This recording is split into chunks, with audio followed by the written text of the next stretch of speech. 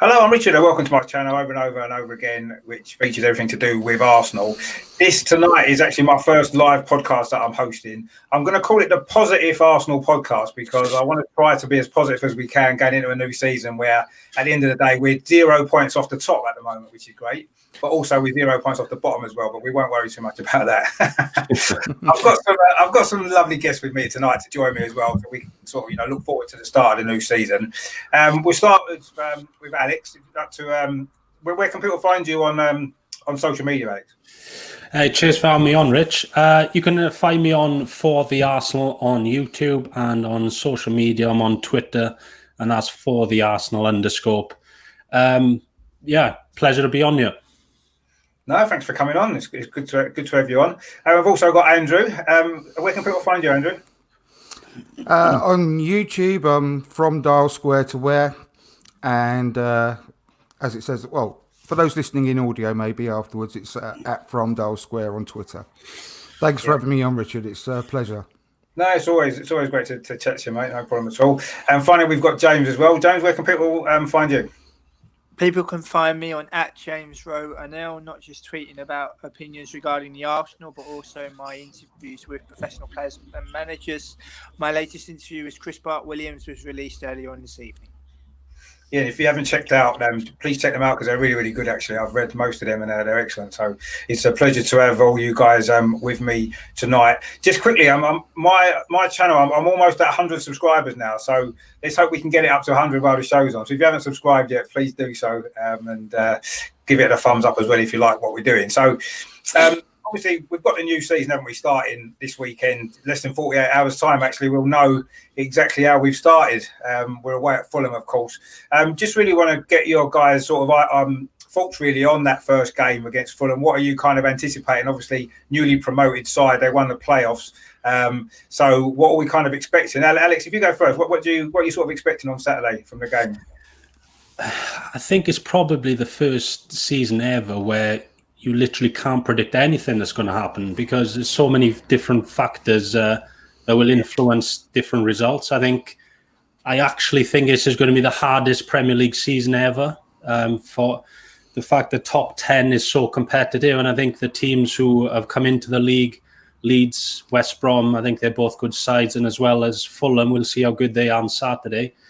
I think with the lack of transfers teams have done, they possibly could hit the ground running a lot quicker than they normally would. Most teams have done very little business. And in terms of Arsenal Fulham, I think we've always struggled with newly promoted sides, especially early in the season. And I think this could be a much better opportunity for us without the fans and things like that. We're not really a very good away side, but who knows? I think we will get the 3 points Saturday, but I think it's going to be a really tricky game. Yeah, no, I agree. Andrew, what are your thoughts about the Fulham game? How do you sort of see that panning out? I mean, we're historically not very good on the opening day, are we? I mean, we've had a few really bad results. I mean, I can remember losing 4-3 to Liverpool about 4 years ago. Yeah, I remember losing 3-1 to Villa. West Ham, I think, beat us 2-1 one year recently.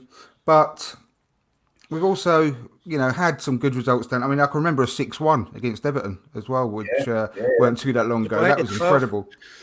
But I really, really think that we've got a different manager than we've had now for quite a few years. And I think he's going to get us absolutely ready for this match, and I can see a decent win. I'm very, very confident we'll win, and I think we'll win 3-0. I've got a couple of positive. That's good. That's what I like to hear. I've got I've got an idea what Mikel Arteta will pick as a team, but I've also got my own ideas. But we can go on to that in a bit if you like.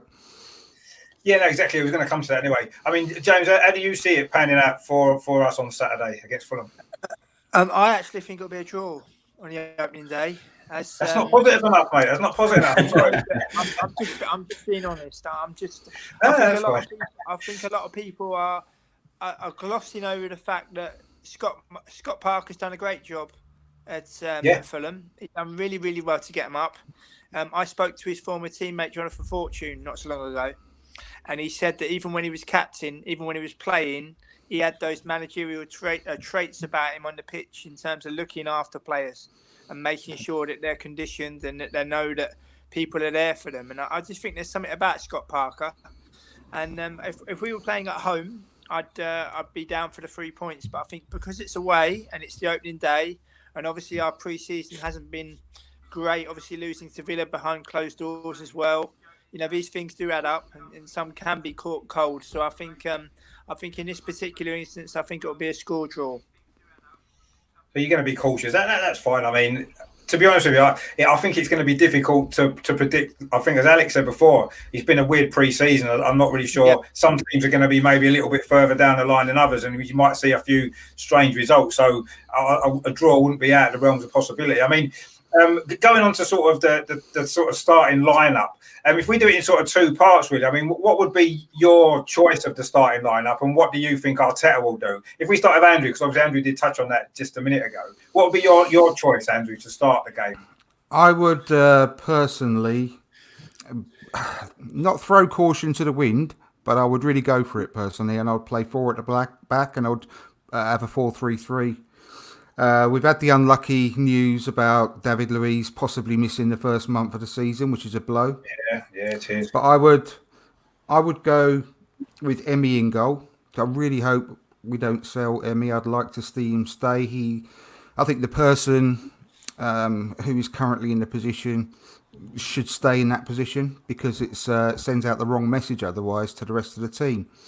It says to especially the youngsters, if they come in and play out their skin and do extremely well, then no matter what they do, they'll get replaced anyway when the more senior player comes back. So I really think that if you get put into the team in much the same way that Bellerin did when Debussy got injured, that if you play well enough, you should keep your place. And what more could Emi Martinez do to keep his place?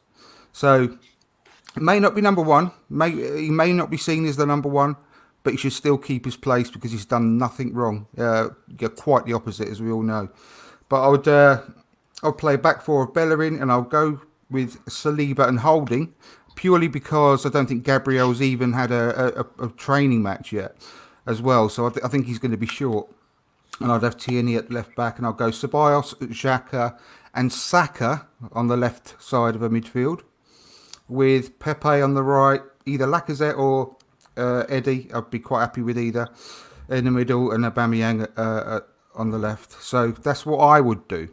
That's what I would do. I mean, do you want me to say what I think that Arteta will do? What do you think Arteta? Because I mean, I think that formation might not be what Arteta's going to do. Possibly. No, I don't think so. I think this is what I think. Arteta will still keep the 3 at the back.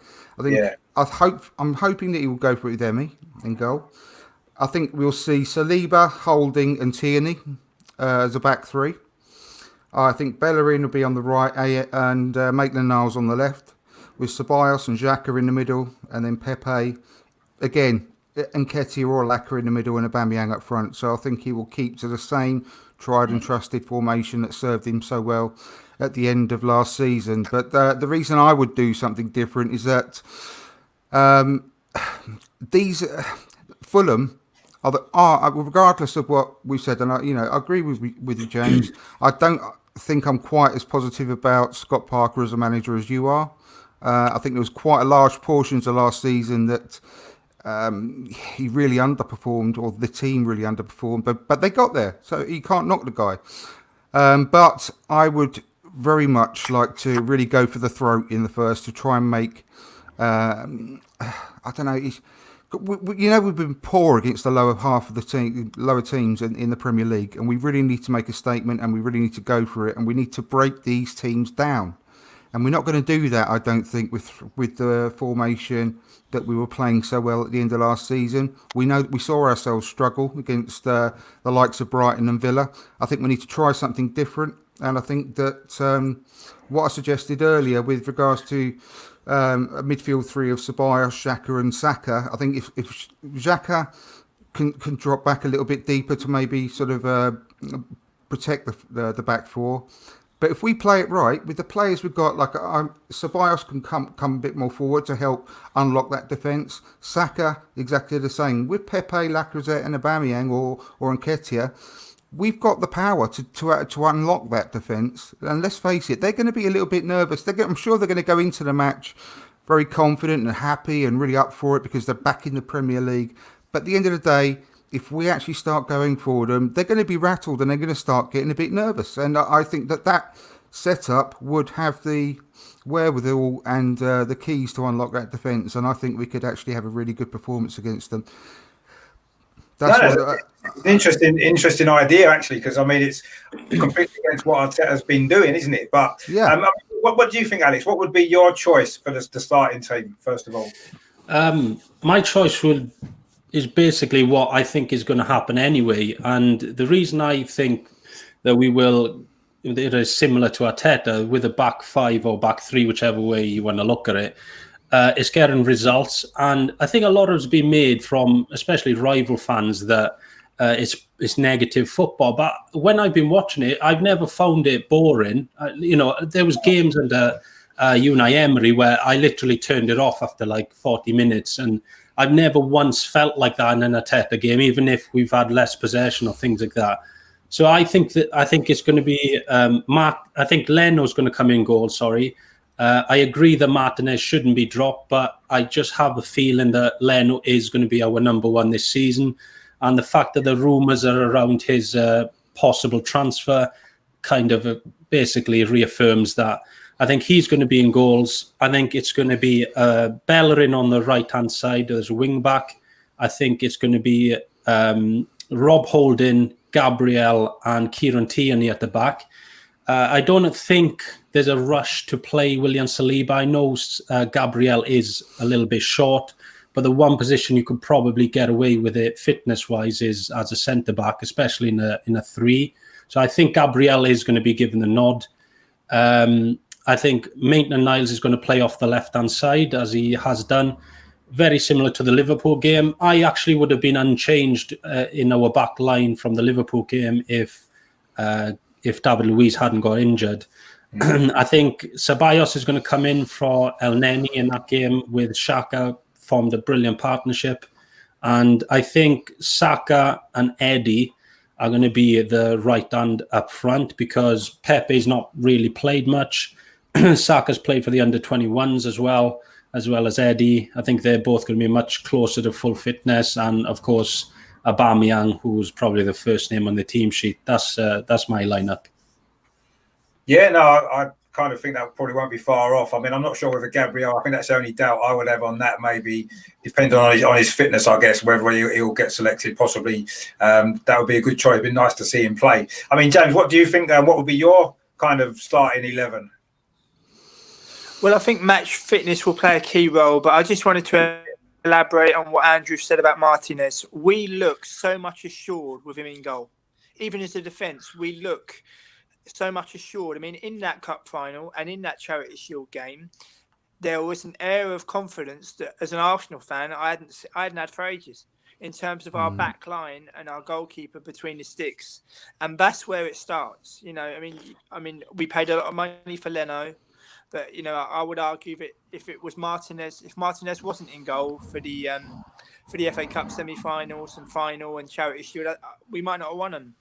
And he gives a great air of confidence. And to go changing that now for a new season when we're looking to build, it kind of really sets the tone. So I really, really hope that Arteta sticks with Martinez. I think it's very interesting that Ceballos is back on loan. I think that pivot with Xhaka could bring us success this season. I hope Saka gets a run of games, in his natural position to really bring his confidence up. And it's really about getting off to the season in the best possible start, making sure that team we send out is the one that's full of confidence. Match fitness is also going to play a key role. I'm interested to see about Saliba as well, because obviously with his experience at St Etienne, a lot of people like to kind of badmouth the French league, but when you've got a league of the likes of Monaco, Marseille, Lyon, Paris Saint-Germain, Rennes are an excellent side as well. You know, it's not a farmers' league that everybody makes out. So I think his experience will be key. But just a nucleus on Saturday of a good starting lineup to hopefully get us those 3 points to start the season. Really. Yeah, I mean, just brought up. Sorry, can I just say one more thing as well about Bernd Leno? When people are out of the team, they all of a sudden become better than they sometimes are, if you know what I mean. I've just recently found a tweet which was from last Christmas, and it said that this is from Opta. Bernd Leno has made 7 errors directly leading to an opposition goal in the Premier League, the most of any player in all of the divisions. And I know we were awful then. I know that. I'm not saying I don't like Bernd Leno. I'm not saying that at all. I actually really like Bernd Leno and I rate him. I don't want us to get rid of him. Let's point that out straight away. But it's not that he's been without mistakes, and I know that we had Unai Emery at the time. So that's very much got to be taken into account. But he has made more mistakes, especially the one against Chelsea, where he completely made a gaffe. It went over his head and led to their goal, obviously, and did lose us the game. I do agree completely with James. Emilio Martinez is so much more confident. I've got so much more confidence in him dealing with crosses and the way that he actually catches the ball. You know, even when he's making sort of virtually point blank saves and coming for crosses, he never lets it go. And that is just so reassuring for the defence. And that, when we're talking about blooding in Saliba and Gabriel, that's going to mean the world to them. It's going to be so much more confidence in them having a goalkeeper that can actually catch the ball and command the area with so much more authority than I believe that Leno does. So anyway, I just wanted to make that point. People can't forget that he has actually made mistakes as well, Leno. He's not the world class. He's not a superhero that everyone is suddenly thinking that he is, because he bailed us out so many times, and he was the second best player, voted the second best player of the season for a reason. But he's not without his errors. So let's just not forget that as well. No, I mean, I agree. I think it's quite a difficult decision. And I actually feel that whoever starts in goal on Saturday is Arteta's first choice for the season, for the Premier League, certainly. So it'll be interesting to see who he does go with. I mean, personally, I think he will go with Leno. I agree with Alex. I think that's what he'll do. Whether he should or not, I don't know. But I do think that Leno is going to be his number one goalkeeper, certainly for the Premier League this season. But we'll see. I mean, I do feel there's a bit of unsettling around Martinez, isn't it, at the minute with transfer and stuff. So that might come into his mind as well. Arteta might think, is Leno more focused? Martinez is more thinking about a move. We don't know, do we? So I think that could come into it. But yeah, I mean, it's going to be interesting to see what he goes with. I'm quite surprised that nobody's actually thinks Willian might get a start on Saturday. I think he'll be on the bench. I think he'll come off the bench, definitely. But I wouldn't be surprised to see him start. And I would actually welcome that. I'd love to see him play, because I think he's a much, much better signing than anyone's giving him credit for, personally. Yeah. So, yeah, I would not be unhappy with that in the slightest. I think away from home as well, I think he's going to be crucial to be able to create chances. Certainly teams that are going to sit back on us, like Fulham probably will. He could be a top player to break them down, maybe. But I mean, we'll see. We'll see what happens. I mean, the starting lineup is always eagerly anticipated time, isn't it? I always look forward to seeing what it's going to be, because you can never read. What's your choice? What's your choice, Rich?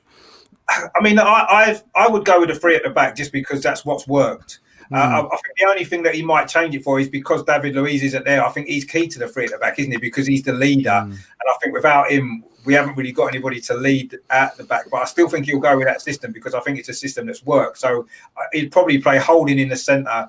The possibility that maybe Saliba might play, seeing as he did play in one of the friendlies earlier on, and maybe Tierney on the left. I'm not sure if Gabriel's quite ready yet. We'll see. Oh, we've lost James for a minute. Did anyone know what state Pablo Mari's in as well? Because I've seen a tweet of him today saying he's all ready and all, he's got a kit on. Because he was due to come back to full training in September. I mean, I don't know how far off he is though. The last thing I read was he was back in full training end of September. So usually it's like 4 to 6 weeks then, isn't it? full Yeah, fitness. oh, that's fair enough. I just wonder because I think he's going to play a lot more than people No, realise as well. Yeah. I do like him. I like him a lot. Ready yet, though, is he? But yeah, I mean, he'll probably be a good one for later on in the season. I think got better options at the back now, haven't we? I mean, in terms of the midfield, I think it'll be Ceballos and Jacob in the middle. I think the wing backs, I think, will be Bellerin and Maitland-Niles, just because that's what he's stuck with most of the end of last season. And the front three could be interesting. Obviously, Aubameyang will definitely be on the left. I agree, and Nketiah will probably start because he's going to be fresher because of the under-21 games. His confidence is high. He's scored a lot of goals for them. And then who's going to be on the right-hand side? Saka plays really well in the Community Shield. Is Pepe ready to start a game? We don't know. Is Willian? That's the choice I think he's going to have to make, maybe, who's going to play on the right-hand side of the front three. I personally would probably go with Saka, actually, just because I think he's really well in the Community Shield. And he's just obviously played for the England under-21s as well. So that's probably what I would do. But I'm not sure if Arteta will. I think if Willian's fit to play, I think he'll probably start him, actually. That would be my feeling in that position. But we'll see. I mean, you can never tell what Arteta's going to do until the team comes out. Quite often you look at it and scratch your head a little bit, and then the game starts and you think, oh, yeah, that's why he's done that. And it makes sense. With regards to Willian, I've got my own theory on that, which I've thought from day one about after we signed him. So we can come on to that a bit further down when we do talk about the incomings and stuff.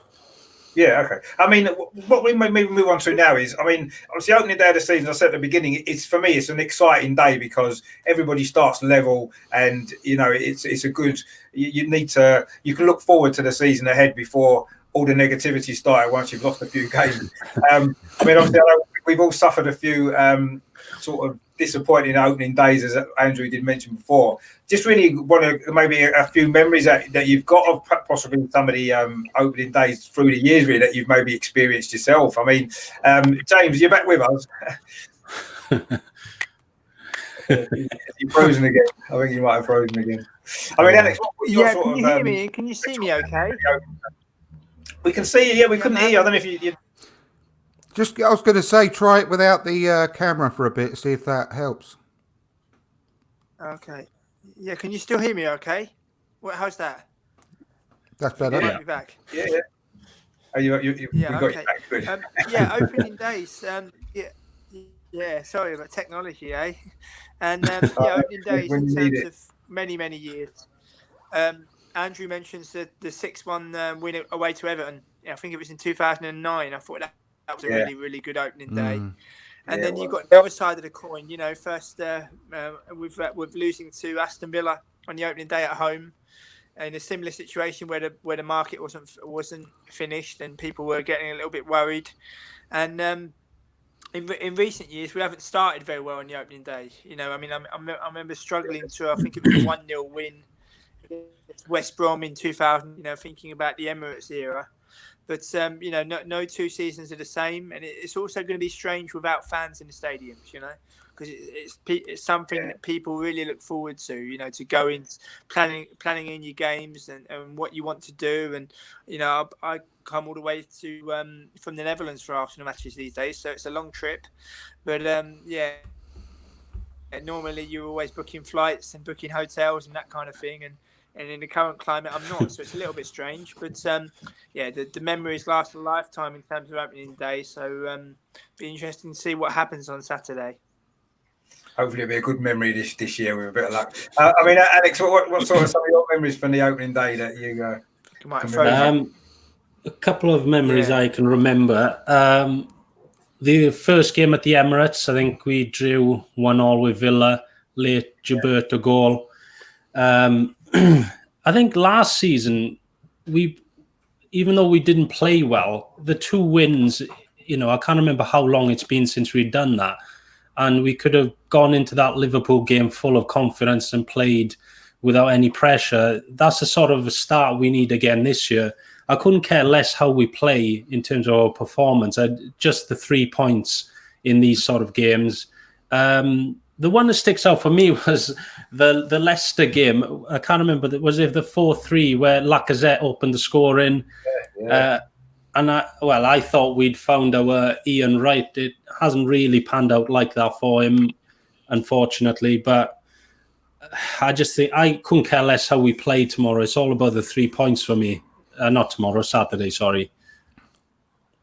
Yeah, no, I agree. I think the first game is getting a good start, especially I think for us this season, Arteta's first full season starting. I do think it's important that we do get off to a good start, and it's a difficult game away from home, whoever you play on the first game. So if we can win, I think that'd be good. I mean, Andrew, I know you sort of mentioned a few before. I mean, what sort of memories stick out for you on the first day? Yeah, I think the best memory I've got personally, it was when because I first started, because I've been supporting Arsenal since 1980, but not the season after the famous '89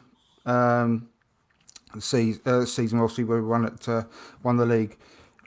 I started to go on my own. So I was just about turning 17 then. I was 16, turning 17, and I just started sort of travelling to the game with one of my mates and stuff. And I really started feeling like I was one of the big lads, and I was going on my own and all this sort of stuff. I was a proper gooner standing on the North Bank, and I remember the season after the '89 one. It was away at Wimbledon. And I remember, the ground is it's awful. The ground is just horrific.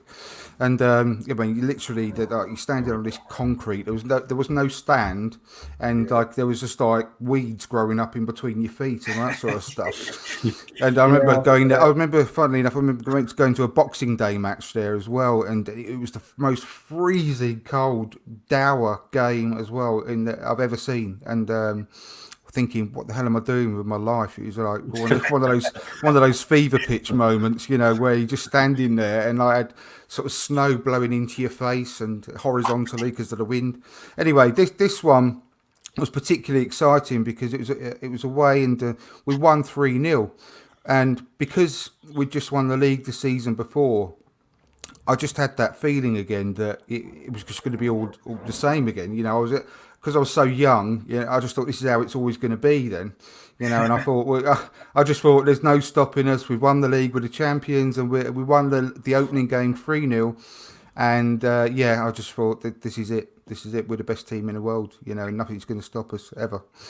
Obviously, it didn't quite work out that particular season, but I was just so excited, and I just wish every opening day I had that feeling, again. But there's nothing like it, is there, when a new season starts and everyone's starting from the same point, and that's what we love about football. And you'd never do anything other than be the most optimistic person in the world about your club, will you? You always think this could be their season. Yeah, you do. And unfortunately, with Arsenal, if you think like that, you may be called deluded and stuff like that. But every single season, the first game of the season, I'm convinced we're going to win the league. I'm convinced we're going to win the FA Cup. I'm convinced we're going to win everything. And then 3 or 4 games into the season, I'm convinced we're going to get relegated usually. So don't you get that different feeling though this season? This season though, I feel more excited than since the early days of Wenger. I mean, last season I just wasn't excited about it at all, just because the way we finished the season before, Emery filled me with no excitement at all. So, in the end, the season finished a lot better than it began for me, definitely. And hopefully this season, like you said, I mean, with Arteta in charge, I do feel that we can be optimistic finally, and that optimism, not to be deluded optimism as maybe I've had previously. I actually feel as though we've got a good reason to be optimistic for this season, because I think we've got a great chance to achieve something. I mean, we'll go on to it a little bit later on exactly how we think the season might go, but I'm feeling optimistic at this moment in time. And I mean, there's been so many good opening days, actually. I know recent years haven't been too good, because we have had a poor record, actually, in recent years on the opening day in terms of results, certainly. I mean, the Everton one was a great one, wasn't it? That 6-1 was unbelievable. I think that's been our highest ever opening day win in the history of the club, actually. I mean, I was with my son that day when we went. That was brilliant, that. Unfortunately, that doesn't happen very often. Obviously recent years, but yeah, I can remember the Wimbledon one. I remember the other Wimbledon one, the start of the season in '89 when Alan Smith scored a hat-trick. That was a great opening day, that was as well. I don't think anyone's ever scored a hat-trick on the opening day before. Well, I'm aware of. Exactly. Underrated striker he was. Yeah, he was brilliant. Yeah, so I mean that was a great opening day as well. But yeah, I mean the Wimbledon ground was terrible, wasn't it? That terrace behind the goal, it was horrendous. But that was right at the back, I could hardly see, and it was just. But we won 5. You know how I feel though at the moment. I feel like a kid again when it comes to the new season because of having this manager in charge of our club. And the thing is, I feel like it sounds a bit strange, but like a lot of people nowadays forget that football existed before the Premier League started. It's all about the Premier League now, and everything that happened before didn't happen. It doesn't matter anymore. But the way I feel now about Arsenal in a similar sort of way is that people are going on about, we don't normally do well there, we don't normally do blah, blah, blah. I feel a bit like that, like the Premier League. It doesn't matter now because we've got a manager in charge of our club and a lot of people rate him. A lot of people think, he's great. But I still think they're underrated him. I think he's better than a lot of people think. And I think that whatever happened before, that doesn't matter anymore because we've got a new beginning. And that's the way I feel. I can't help it. I think I can see stuff that he is doing tactically on that pitch, but more importantly, what he can do with the players in their head, to get them into a team that was heading towards the drop in November, December, turning them around. Yes, our results weren't, title-winning sort of results since he came in, but the turnaround is absolutely phenomenal. And what I see in him as a coach just fills me full of hope and expectation. And I think we're going to do a lot better than people think next year. I really do. Even with the squad as is. But I still think we're going to add a couple. But even as is, I still think we're going to do really well next year. And we're going to be very, very much hard to beat. Yeah, no, I mean, I agree. I mean, if we move on to sort of the transfer window, because I think it's been a little bit frustrating, hasn't it, Adam? So far, a few players we've been rumoured in buying and getting in, and hasn't happened. A few rumoured to be going out, and it hasn't happened. And we seem to be not really done an awful lot. Whereas some clubs obviously have done quite a lot of business already. So it has been frustrating. I mean, how do you feel about the transfer windows, Alex? If we start with you on this one, what do you feel about the transfer window so far that we've done? Obviously, bearing in mind we've still got another 3 or 4 weeks to go. I think so far, Willian, Gabriel, Mari, Cedric. I mean, I think that's the bare minimum that we needed, especially with Gabriel. We definitely needed a centre half, and I wasn't sure if we were going to buy one because of how many personnel we have in that position. So really glad that we added him, and obviously Saliba joins, of course. I just think in the midfield area, we're one injury to Xhaka or Ceballos away from disaster at the moment, and we have to address that. We have to, because history's shown we can't really rely on Ozil and Guendouzi. Who knows where their minds are? We have to bring in someone, at least one. That's my thought on the window. I think all the rest of the positions we're looking okay. Obviously, goalkeeping is probably the strongest we've been in decades. I think at right back, if Bellerin stays, we've got Cedric, we've got Maitland-Niles. If he stays, I can cover there. Left back, you've got Tierney, Saka, Maitland-Niles as well. On the wings is probably our strongest area. And up front, we've got Eddie and Lacazette. So I think the only position really, I'm not saying we're going to win the league, but in terms of getting in that top 4, I think we're a couple of midfielders away still. And that's what worries me. Yeah, no, I agree. I mean, James, what have you made of it so far with the business that we've done and the business that we potentially still might do? I know there's still a few weeks left, as I said. I think we've missed a trick. I was advocating before the season ended that before spending any money, go through the youth academy and the players that are good enough, bring them into the first team squad. Well, obviously, we're in a worldwide pandemic where countries are struggling, clubs are struggling, people are struggling to get by. We've always profited from our youth academy. Regardless of your Arsenal generation, your formative years as a Gooner, we've always had great players come through the youth academy.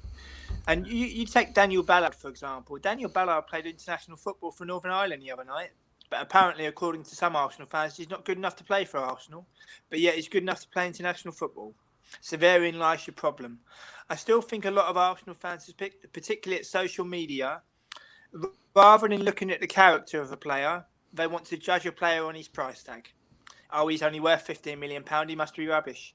But look at the previous and look at what's gone before. I'm in a privileged position where I interview professional players and managers on a regular basis. and I've spoken to many, many players who have been signed by one manager at one club, not got a game, and had to move on in order to kickstart their career again. Timing in football is everything. You might sign for a club and you might think everything is dandy, and you managerial change. A manager might not play with wingers, for example.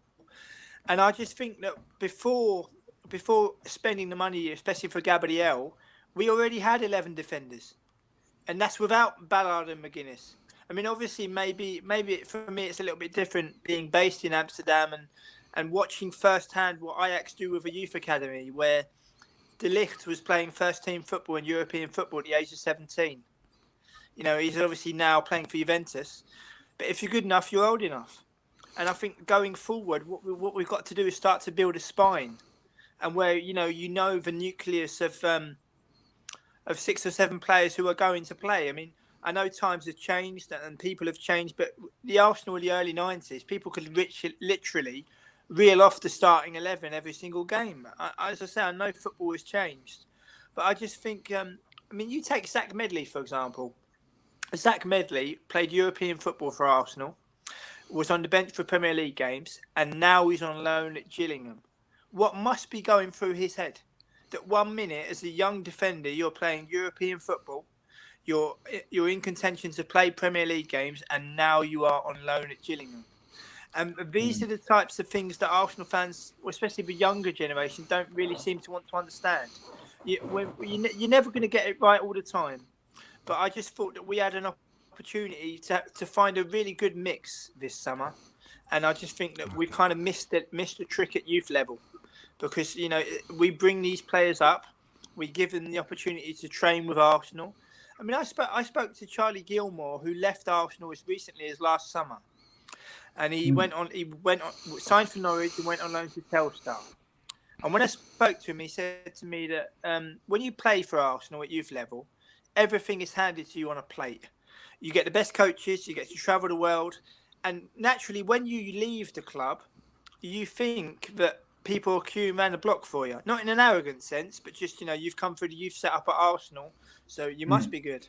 But obviously at championship level, for example, in the case of Charlie Gilmore, and obviously with Norwich as well, they were Premier League, of course, but now championship. They didn't want to take the chance on a young boy in a man's game. And I just look at Arsenal in terms of the bigger picture. And I just think we've missed a little bit of a trick. But as I say, that's just my personal opinion. Can I come in there just for 1 second? Yeah, I was going to come to you anyway. Yeah, because I was going mad at the end of last season in the summer about us getting rid of Christian Bielik. I was desperate for him to get a chance. He did everything we possibly wanted him to do and came through it all with flying colours. And we were talking about going after these other young players from across Europe who were the same age as him. And we just binned him off for 10 million quid, and I feel I put a thread out on Twitter about, I think it's about 2 days ago, mentioning Kai Havertz and the fact that he made his debut. He's 21 now. He made his debut in 2016, because a manager put their faith in him 100%. And look where he is now. You can expect a few inconsistencies in the first year or so. But if you're a fan of Arsenal, you support the players on the team. You don't go after a 17-year-old who has got bags and bags of talent. And I was talking about, I mentioned Kai Havertz, but what I was focusing on was Emile Smith-Rowe, who I believe in. I really, really believe in the kid. And he has got bags of talent and bags of potential. And people are saying he's too young at 20.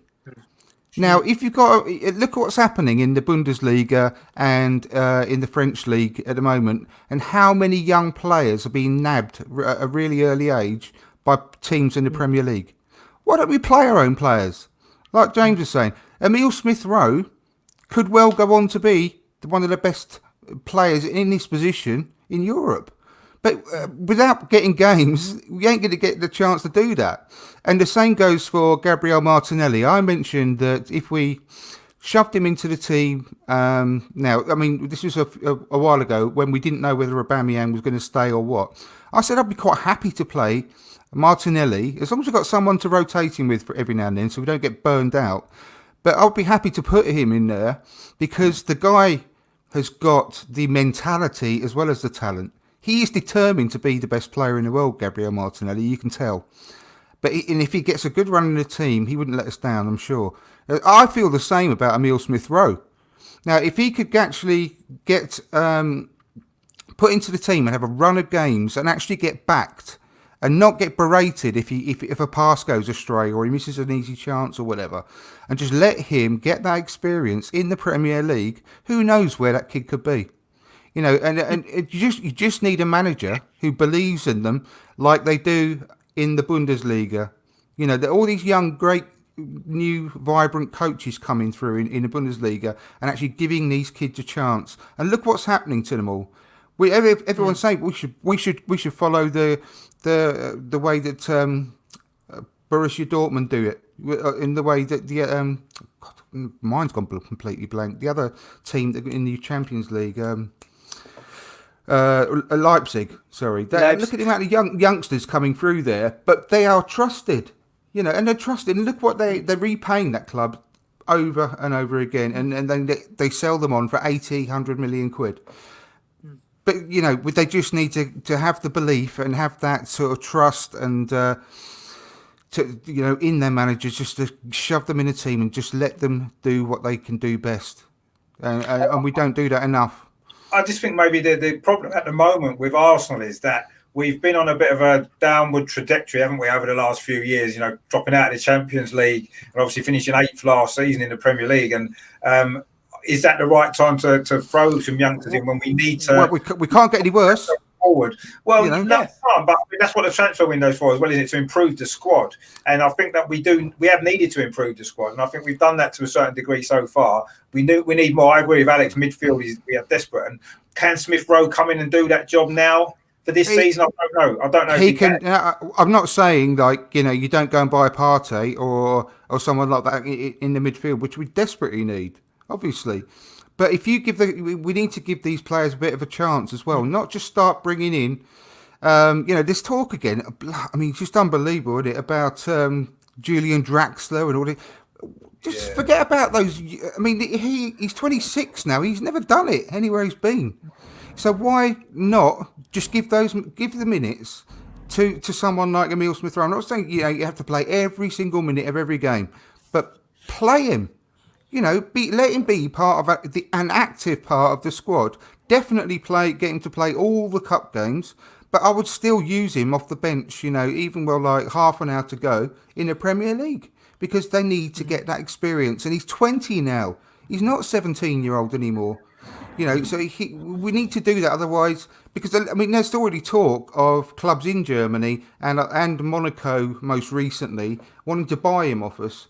I would just be so disappointed if he left without having a proper go at it within the club. You know, I'm not saying he's the answer to all of our problems. I know that we need to buy some decent players because we desperately need to get back in the top four because of the financial aspect of it. But we can't let that completely take over, because we're actually supposed to be doing a rebuild. We need a whole new rebuild, and that's why I was annoyed about thinking we're going to get rid of Maitland-Niles just as he's coming to that perfect age of 23, and he's completely bought into the Arteta philosophy, and he's showing what he can do on the pitch now, and his mentality has changed beyond belief.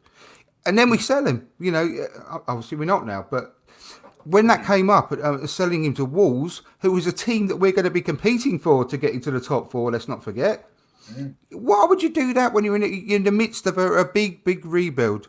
You know, so we need to actually start backing some of these players and giving them minutes and giving them some belief, and us as fans giving them some support. I think that's really important. No, I totally agree. Obviously, Melvin in the chat agrees as well. So thanks for your comment there, Melvin. He's a big fan of your view there, Andrew, as well. Oh, that's very nice. Thanks, Melvin. But no, I mean, I agree. Andrew makes some great points. Yeah, go on, James. Andrew makes some great points, but the fan base has got to understand. I mean, look at the way that Andrew has put that forward. Right, he's put that forward in a clear and concise manner that everybody can understand. I'm along the similar lines. When we signed Gabriel, I put out a tweet saying, in my opinion, this will block the pathway for McGuinness and Ballard. You don't want to know the abuse I received. Absolutely unreal. All I was saying was it blocks the pathway of a young defender that's come through the youth setup at Arsenal, that Arsenal have invested in. And you can understand why Emil Smith, if Monaco come in for Smith Rowe, as I have also read, you can understand why he would go. Monaco's youth academy has always literally been the jewel in that club's crown.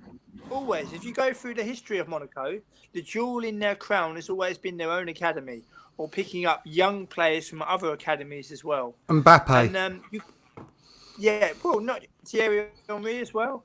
And I'm just saying, Mbappe was given a chance when he was 18. You know, if the manager at Monaco hadn't given him that chance, where would he be now? And I'm saying the same about Martinelli. He's not too young at 18 or 19 anymore. Look, how old is Erling Braut Haaland? About 19? You know, everyone wants us to go out and buy Szoboszlai. Who's to say that Emil Smith-Rowe isn't just as good, if not better than that Szoboszlai, however you pronounce it? But it's just because they're abroad. They seem more glamorous, and we need to spend money to go and get them. And it seems more that's what you should do. But you might have them in house.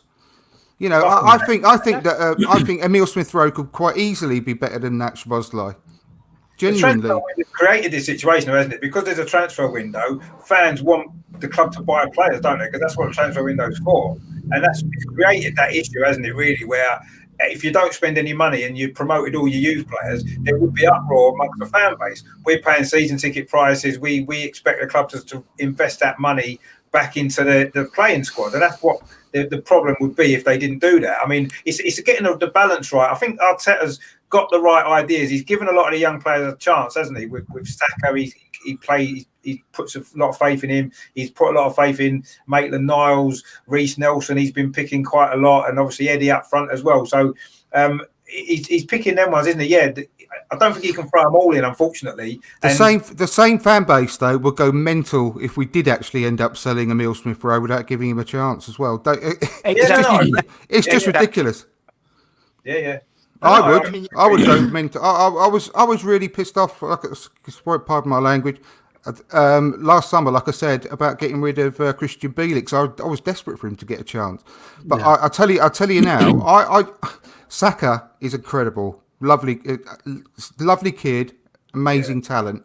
I've thought for at least 2 years about this great crop of youngsters we've got coming through at the same time, that Emil Smith-Rowe could be the best of the lot.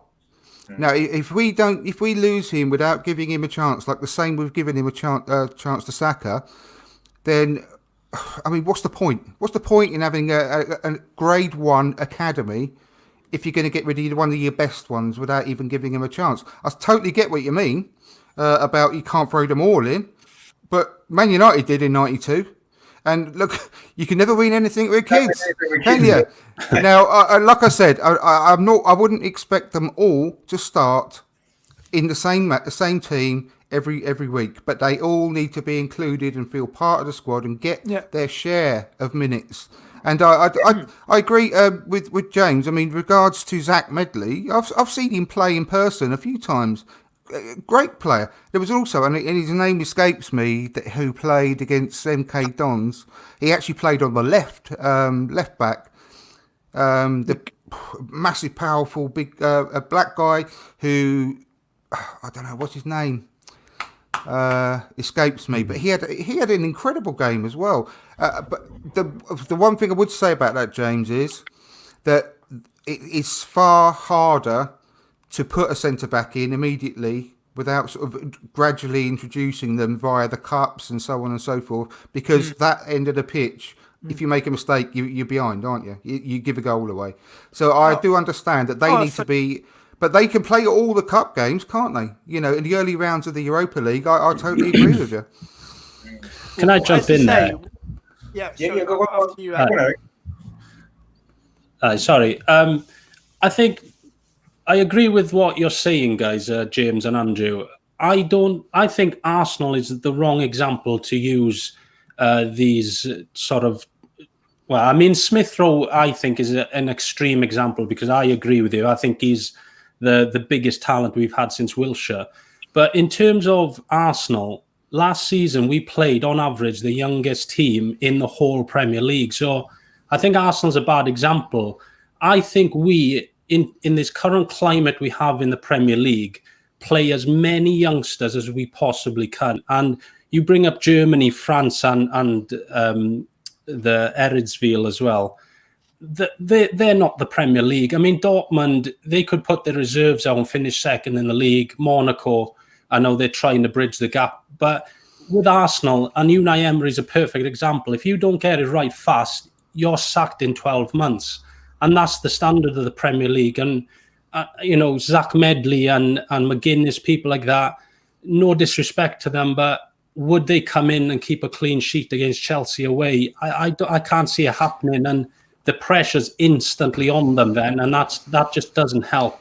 Every cup game we have, we always rotate with the youngsters in there, and excuse me, we cannot play 11 youngsters in the cups against these. Like Man City's reserves are probably good enough to challenge Bayern Munich in the league. So I think Arsenal actually, in terms of bringing youngsters through, do as much as we can. We're competing against teams like Chelsea who spend 200 million. I actually think Arsenal do as best we can in that regard. Yeah, but Saliba is younger than Zach Medley, and we're going to put all our trust in him. Yeah, that's clear. William Saliba's clear player profiling, isn't it? They've gone for someone big, quick, fast. In the Farmers League, though, who has only played 20 odd games. It's the same, but we're putting all our trust in him. And I don't disagree with you at all. And like I said before, defence is a different kettle of fish because they can't be thrust straight into the Premier League and expect to be, another Virgil van Dijk from the first match that they play. And if they do make a mistake, then we're at risk of giving a goal away. So I completely agree. But the point I'm trying to make is, because we've gone out and bought William Saliba, a highly promising young defender, who, let's face it, has hardly played any first-class games. But because we've gone and bought him for £27 million, we fully expect him to be virtually the finished article and much better than the defenders that we have been grooming in our under-23s for the last 2, 3, 4 years. So, but what do we actually base that on? Yeah, William Saliba's, they've confirmed, haven't they, that he was part of this new player profiling scouting system. He's 6'4", he's built like a bodybuilder. That's player profiling. I don't think we've got anyone like that. And that's a big defender, someone we've lacked for a long time. But I think centre-backs... You get my point, though. You get my point. Yeah, I get your point. I'm delighted with the William Saliba signing. Right, I am. And I do apologise for butting in there. I want to just make sure that I'm just making myself clear that I don't disagree with those signings because we've been crying out for that defence for years. And they could be our defensive partnership for the next 10 years. I'd be absolutely delighted if that's the case. But at the front end of the pitch, especially in the wide positions where Smith Rowe could play, it's so much easier to blood players in the front end of the pitch because you can get away with the odd mistake.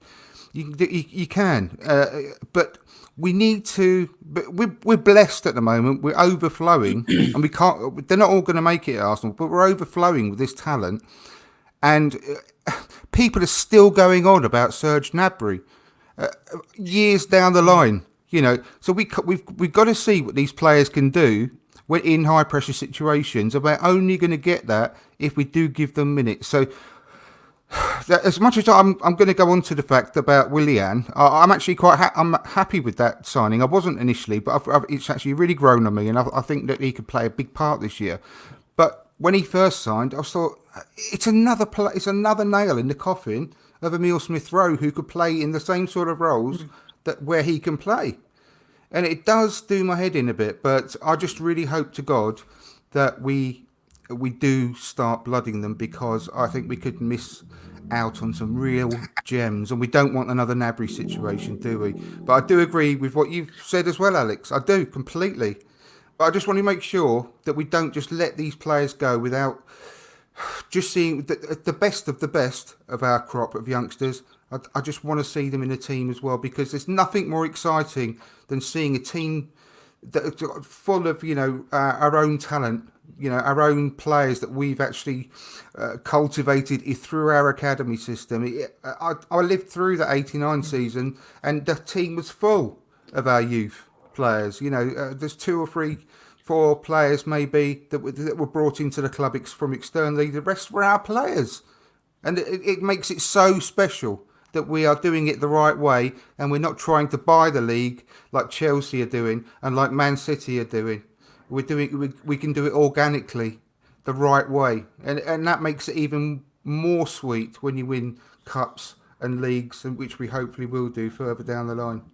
No, I agree. I mean, the only thing I would want to add to that really is, obviously, in terms of buying the league and buying trophies. I mean, what do we make of this Aubameyang contract? The amount of money that it's supposed to be worth, even higher than what Ozil, the bigger contract what Ozil's on. I mean, is that the right decision for the club to have made? Obviously, he's an important player that we need to keep if we can. But is that not setting a bit more of a problem, similar problems that we suffered with Ozil? Do you not think, or is Aubameyang a different issue, and maybe we should be giving him that contract? Bearing in mind it's probably going to affect now who else we can bring in, I would assume, bearing in mind that the money the club's lost with all the COVID situation and whatnot, with people that's lost their jobs inside the club and what have you. So you're guessing that the money's a little bit tight. So is this the right thing, basically, to offer Aubameyang this bigger contract when we might not have necessarily needed to give him that much? Maybe, I don't know. What do we think about that? I mean, what do you think, James, on that, the contract to Aubameyang? Well, I just think that I believe that we are now in a position where we are paying Aubameyang, Ozil, and Willian in excess of £750,000 a week of a wage bill. And obviously, being in the unprecedented times we're in, to go back quickly to the point that Andrew made about that '89 team that was blooded through, those men became legends. Those men became legends coming through our youth setup. But obviously, in this day and age, people have got no time for legends, have they? People have got no time and no patience. And when you have a different opinion, they want to shoot you down in flames straight away. But I just think with Aubameyang's age as well, who's to say with the ages of Willian and Aubameyang, who's to say that you're not going to get the same situation with Aubameyang or Willian in the next season or two, and they're signed for 2 or 3 years and they're on huge wages. You imagine if Emile Smith-Rowe does go to Monaco, and Willian has a great 6 months to a season. Following season, he never plays. What are people going to say then? They'll soon change their tune. And I just think that there's more ways to Rome, as they say, and it's a big old world out there. And yes, it's brilliant that Aubameyang turned up in the FA Cup final, and obviously was important in the Charity Shield. But when you start to become too dependent on one player, that's not a good sign, is it? And I just think that going back to my earlier point, I just think we've missed a trick this transfer window. We could have dealt with it a little bit better. I just taking our time and you don't have to plan. You don't have to bring every youth player in, but the best 4 from the academy, give them a squad number, make them see that they've got a pathway to the first team. Let them know that. This is what I mean about missing a trick. But to go back quickly on the Aubameyang, I'm in the minority, but I wouldn't have give it. But obviously, I get viewed as negative for that. But look at his age. Arsenal going forward, are we going to win a title with Aubameyang? I don't think so. The wages as well. We could look around and see what else is available. And I wouldn't have give it. But as I say, that's just my opinion. No, I mean, we're ahead here, so it's been great to speak to you all. Alex, really enjoyed speaking to you for the first time. Hey, great points. Take care, mate. Yeah, he's gone. I mean, in terms of Alex, what are your thoughts on that? Do you not think that is it too much money we're offering him? Do you think that's not could cause problems, or do you think it's the right thing we've done? In bearing in mind how important he is to the team at the moment. I think it just boils down to perhaps unless we offered that, he's not signing. And if that's the case, then we were right to keep him because he's the best player possibly in the league, definitely at Arsenal. I've got no problem with it. And a lot's been made of his age. I haven't seen any decline in his speed or his sharpness, so I've got no problem with it. People comparing it to Ozil, I think they're so different in terms of their character. I've never once seen, even off the field, any issues with Aubameyang. If anything, I'd say he's probably the best character we have in the side. He's always joking. He's always with the youngsters. Of course, the decline could happen with anyone. And you know, you could sign Lionel Messi when he was 27. He could break his legs. There's a risk with every sort of massive financial deal like that. Personally, with the finances, you've just got to trust the club that, you know, they wouldn't have done it unless they could afford it. That's the way I look at it. I've got no problem with it, to be honest with you. We've got rid of Mkhitaryan's wage, which is 180 grand a week, and that we've given it to Aubameyang, and I don't think you could do any better than that. Yeah. I think, and personally, having watched the Premier League as long as I have now, I think that with Willian and Aubameyang, I don't see any issue. I think there's. You look at the amount of appearances Willian's made over the last 5 or 6 years. He's never made anything less than 40. I think it was 47 appearances every season for the last 5 years, and he's as fit as a fiddle. And touch wood, he's the same as Aubameyang. He's never had any lengthy injuries either. I think they're just there's certain specimens of human beings that are just superhuman, you know. And Aubameyang, I think he's getting better. I think he's got better year on year. Yeah. I mean, and let's just face it, we'd get no money for him if we were to try and sell him. And I don't think anyone's got the money to sort of buy him and give him the wage that he needs at the moment either. But if we were to sell him, we'd have to replace him. And it'd be far, far more expensive to replace Aubameyang, to buy with a transfer fee, then another bloody agent's fee, and then give that player the wages, than it is to give Aubameyang a new contract. And I think it's an absolute no-brainer. And if we'd have lost him, can you imagine how everyone would be feeling at the beginning of this season? Would you have anywhere near the amount of optimism? I know I wouldn't have. You know, he is a talisman, and I think he's eclipsed. Because in my opinion, in the Emirates era, Alexis Sanchez was our best player. I thought it got me off my seat. He was so exciting. And I know it ended acrimoniously, but put all that to one side, he was an incredible player, wasn't he, Alexis Sanchez? Yeah. An absolute game winner. He won us cups. I think Aubameyang's totally eclipsed him. And, you know, he won us the cups pretty much single-handedly last year. And the commitment he shows. I mean, the tracking back, and he's one of our best defenders as well as attacker. You know, the work rate he puts in is just second to none. And you can't go against giving him this contract because he absolutely deserves it. And his attitude off the pitch as well, like you said, Alex, is just second to none. And everyone loves him. Everyone loves him. And you can see the videos he puts out on his Instagram and everything when he, when he had the charity shield in the safety belt and he said, "I'm not dropping this one," and all that, and laughing. It's just a character that you would not want to lose. So I'm delighted with it, and I think in a similar way we get to see him enter the field as an Arsenal player. But I do think that Willian could be that kind of character as well. Not outwardly expressive and jokey and blah blah blah, but I think athlete wise, I think we're going to see the same sort of thing with him. I don't think he's going to have any kind of regression athletically over the next year or two at all. You know, I think he's going to be quite an astute buy. But just one last point, I do apologise, I don't want to hog the microphone, but I ain't been on a podcast for ages, so you'd have to forgive me. But with regards to Willian's contract, doesn't it annoy you as much as it annoys me?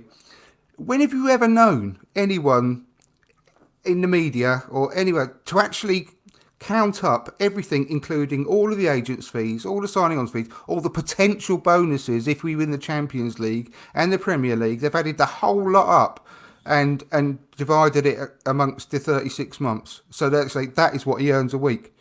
When has that ever been done before? They just try and make us look stupid. His actual salary is widely reported as 120 grand a week, but according to everyone in the media, it's 200 grand, 200 and something grand a week, because they've added every possible outcome of all these add-ons, and delivered that as his weekly wage. That's because they know that we're going to win the Premier League and the Champions League in the 3 years. Well, I really hope we do, because they'll shove it up their bums. But when has that ever been done with any other player? It's just, honestly, it really winds me up. He's not on £250,000 a week at all. He's on 120 grand a week, which I think, for a player of his quality, is just, I think it's quite cheap in this day and age, isn't it? Yeah. It's just winds me up anyway. Sorry about that. No. I mean, just on the Aubameyang thing. I mean, I'm glad he's staying at the club, because I think he's massively important, isn't he? The most important player, not only for what he brings to the team, not only his character, but also what the younger players are learning from him as well. Martinelli, for example, he's learning a lot from Aubameyang since he's been at the club. So I think it's important. I don't like the contract, the amount of it, really. I can just see it. We don't know that. We don't know what his contract's going to be yet either, do we? Again, for weeks and weeks, it's been reported at $250,000. 250 grand a week for 3 years, and then he's going to have all these bonuses and bonuses and bonuses. Is that being reported with all the potential add-ons and all that as well? We don't know, do we? And it's not our money at the end of the day. So I think we should all just be happy that he signed on, and just let the club worry about all that sort of stuff. But we have got Mkhitaryan's wage off. Yeah, no, we have. It's just more. It's just what worries me a little bit is the way that the fans have turned on Ozil, and his wage gets mentioned every single time he either doesn't play well. Is that going to later on down the line, if Aubameyang misses a penalty, or maybe he has a couple of poor games, is it going to be, well, why are we paying him all that money? And I just don't want that to be an issue, and I just worry it might be coming into it. It's chalk and cheese, though. It's chalk and cheese with Aubameyang and Ozil. Aubameyang, Ozil. Totally different characters, totally different performances on the pitch, aren't they? What our fans can be like, that's the only thing, that if he has a couple of poor, let's face it, he had some poor games last season, didn't he? Not, everybody does, and he had a few poor games like everybody else. And unfortunately, that could lead to, going forward in the future with this big contract, that could end up, leading to a few issues maybe along those lines. I'm hoping it won't, and I'm hoping that our fans can see beyond that, and they know what an important player he is, and an important person he is at the club, and let's hope that can be the case. But a goal drought for him is 2 games without scoring. So when has he ever gone, any length of time without scoring a goal? I mean, I think 4 games he's ever been. Yeah, I think that's the most ever, isn't it? Yeah, and which is amazing. You just cannot compare him and Ozil. You just can't. And it would never come to that. It will never come to that, because he will always score goals. Yeah, I mean, I'm hoping that's the case, but it just concerns me slightly that could end up getting, if he has a series of poor games, which hopefully. This is the Positive Arsenal podcast. You've actually named it yourself, so let's just rejoice in the fact that we're keeping him, and forget about the negative aspects and what might happen. Yeah, I agree, you're right, and I don't want to worry about that. But hopefully that's the case. He has signed, and that is good news, because he's so important. Just moving on now. I mean, I just wanted to really touch on what our expectations are for the season. I mean, I know we don't know exactly how the transfer window is going to finish yet, because there's still a few weeks left. But at this moment in time, with the players that we've got, let's assume we don't buy anybody else for the sake of it for now. What would your expectations be for the season, Alex? How do you think we will get on this season? What do you think will be a successful season as things are at this moment now? A successful season is a top 4 finish or Europa League win. But if I'm being realistic right now, without any further signings, I'd say we'd finish 5th behind Liverpool, City, Chelsea and United. But I mean, Arteta, I think, is a better manager than Ole and Lampard, and that could be the difference, as well as us being able to rest players in Europa League while they can't do that in the Champions League. So we could be a little bit more fresh than them. But at the moment, I think we'll finish either 4th or 5th. I can't see us finishing any higher than that, or lower than that. Really, I think we'll finish 5th, if I'm honest. Well, what about if we do get in a couple more players, such as Thomas Partey, for example? Do you think that might make a big difference? I think it will, because you can't play Xhaka Ceballos every game, and if you take one of them out, it's Guendouzi or Joe Willock, depending on formation. I think Ozil's going to play a bit more. But I just think if we lose Xhaka or Ceballos, we're in big trouble, and our midfield isn't the best anyway. But if we got Partey in, I think he'll be top 4 then. I think he'll almost be nailed on. I think Arteta's a much better manager than Ole and Lampard. Yeah, no, I totally agree. Definitely agree with that without a shadow of a doubt. He's a much better coach. He's much better with the players as well. So, but yeah, I mean, I pretty much agree with that. What about you, Andrew? What's your sort of expectations for the season? I know you're quite optimistic, aren't you? Yeah, no, I totally echo what Alex just said, and I think that you cannot underestimate what difference it'll make having Arteta as a coach, because I think he's right up there as far as the coaching goes. I just can't see us finishing outside the top 4. I genuinely can't. I think Ole Gunnar Solskjaer, with the current squad now, we've had no more signings. As we stand. No, I think we'll get if we the season started and we could not sign anymore. I think we'll get 4th. I do. I really do. I think that Man City will win the league this year. I think that Liverpool are good. People forget as well. The Liverpool. It's not a Liverpool podcast. I don't give a shit about Liverpool. But before the shutdown, since the new year, they were on the decline from January onwards. Before the shutdown, they'd lost 4 out the last 6 games as well. And the way that they ended the league, it's not been good, is it? I don't think they're going to be as good this season. Don't get me wrong. I know that they're going to be right up there, but there's a bit of a decline there, and it's been completely glossed over by everyone in the media that they're actually not playing very well at the moment. But I think that Arteta is by far and away a better coach than Lampard and Ole Gunnar Solskjaer, and I think that we are going to be a lot more consistent this year.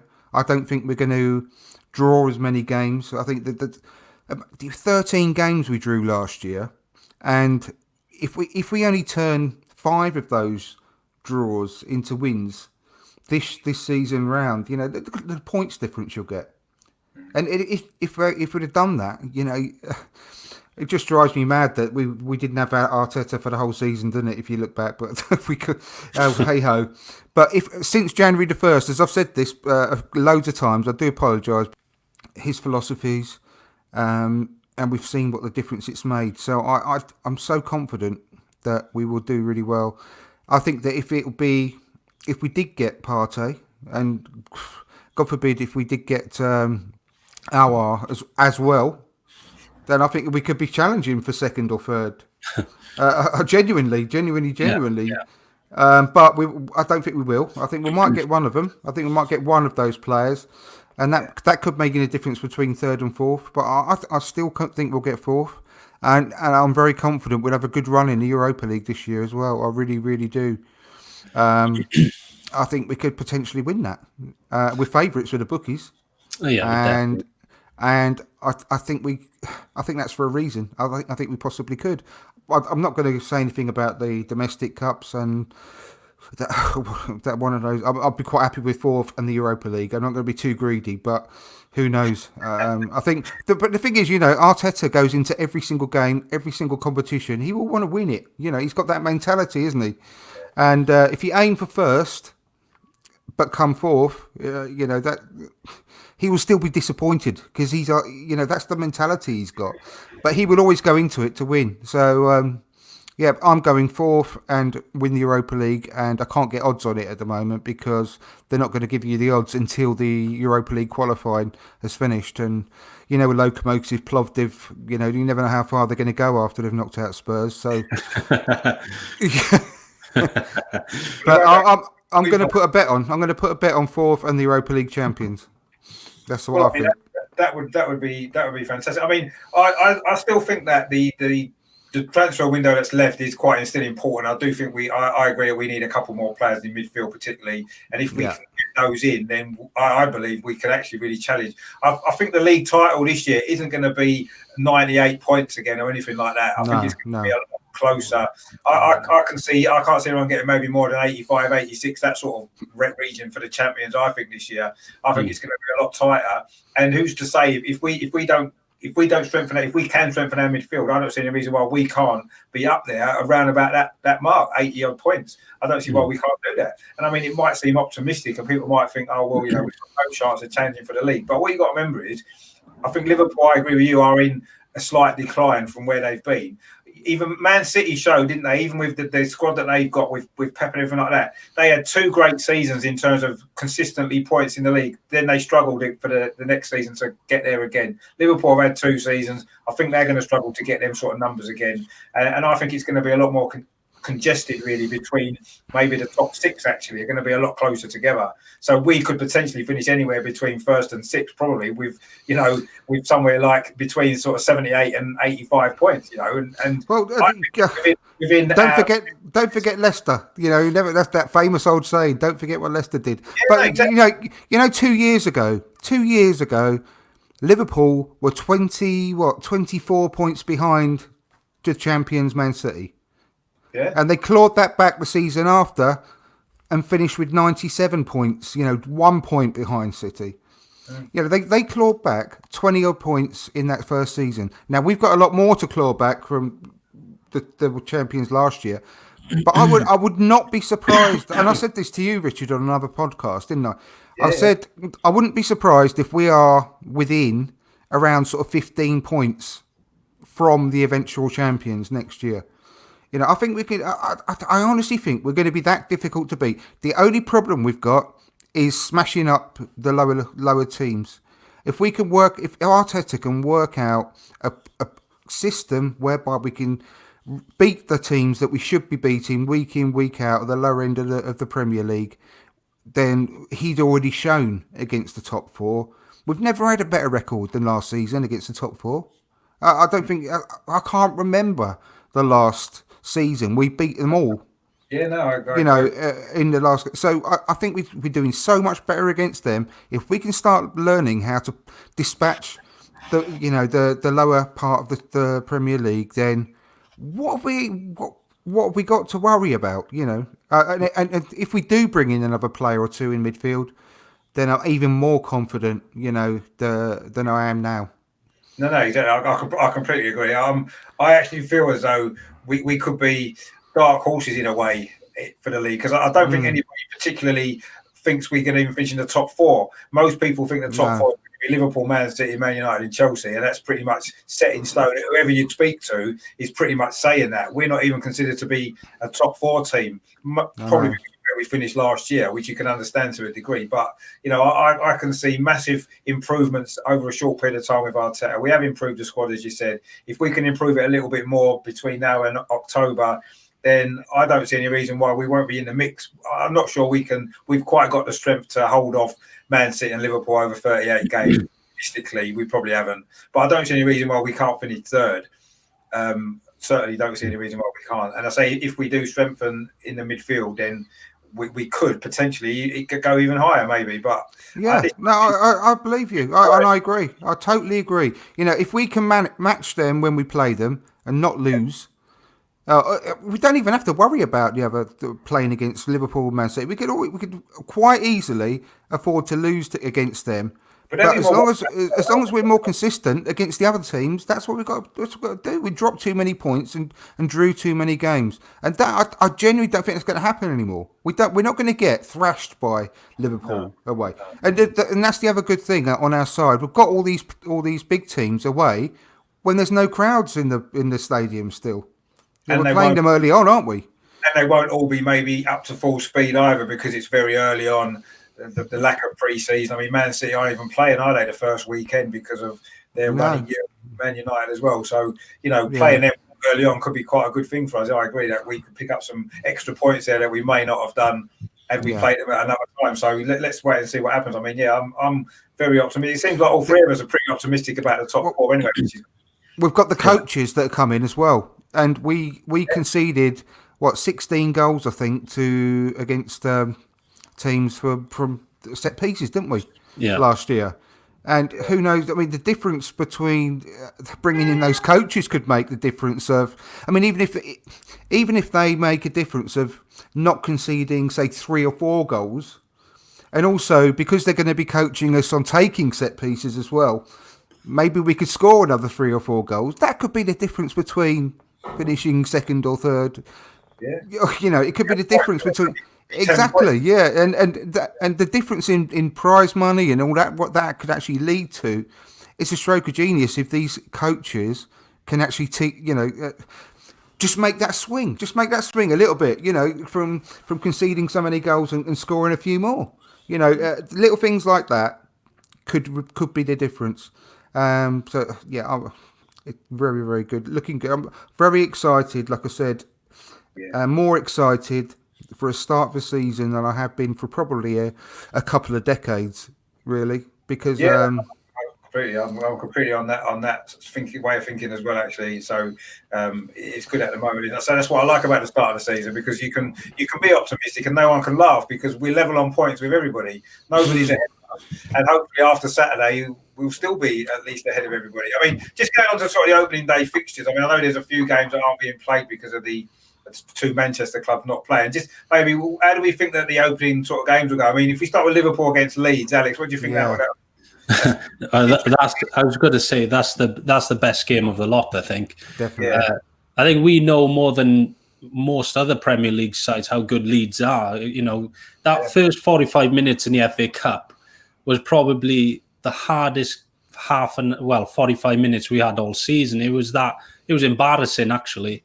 I think they could be the surprise package of the season. They may get 7th or 8th, depending how good their signings gel. I think they could catch Liverpool cold. You know, I think I'm going to go for a draw there. I'm going to go for a 1-1 draw. Yeah, that's. I think they're going to beat Liverpool. It wouldn't surprise me. I think they're going to beat Liverpool. Yeah. Wow, that'd be good. I honestly do. I wouldn't be surprised if it's like 2-1.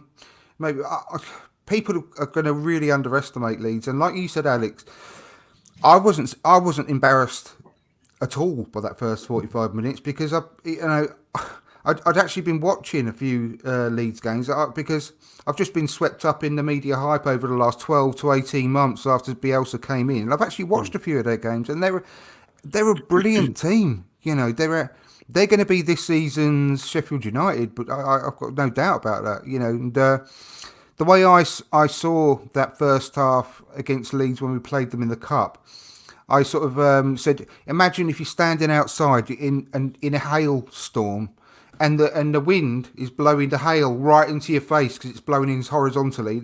I said that's how our defenders must have felt that day with the swarm after swarm after swarm of attack. You know, they were fantastic, and they should have put us to bed. You know, the first half. That's a brilliant result in the end. The way that Arteta turned it round, and I wonder what he said at half time. I would love to have been a fly on the wall there, but no, I can honestly see them beating Liverpool, and I would say they'll win 2-1, and I think it's going to be a great game, really good game.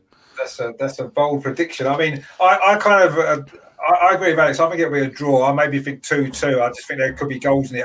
I think Liverpool, like you said, they could be caught cold a little bit because I don't think they're pressing sort of game the way that they play. It needs a bit of rhythm, and because of pre-season, I don't think they've maybe got that yet. We saw in the Community Shield that they wasn't on their game, were they? I know we played well, but they wasn't quite at the level. So I think Leeds probably had a better pre-season preparation, possibly, and I think they can definitely be a draw. I think Leeds can get a draw there, definitely. I'd be surprised. It's their first game back in the Premier League for 16 years.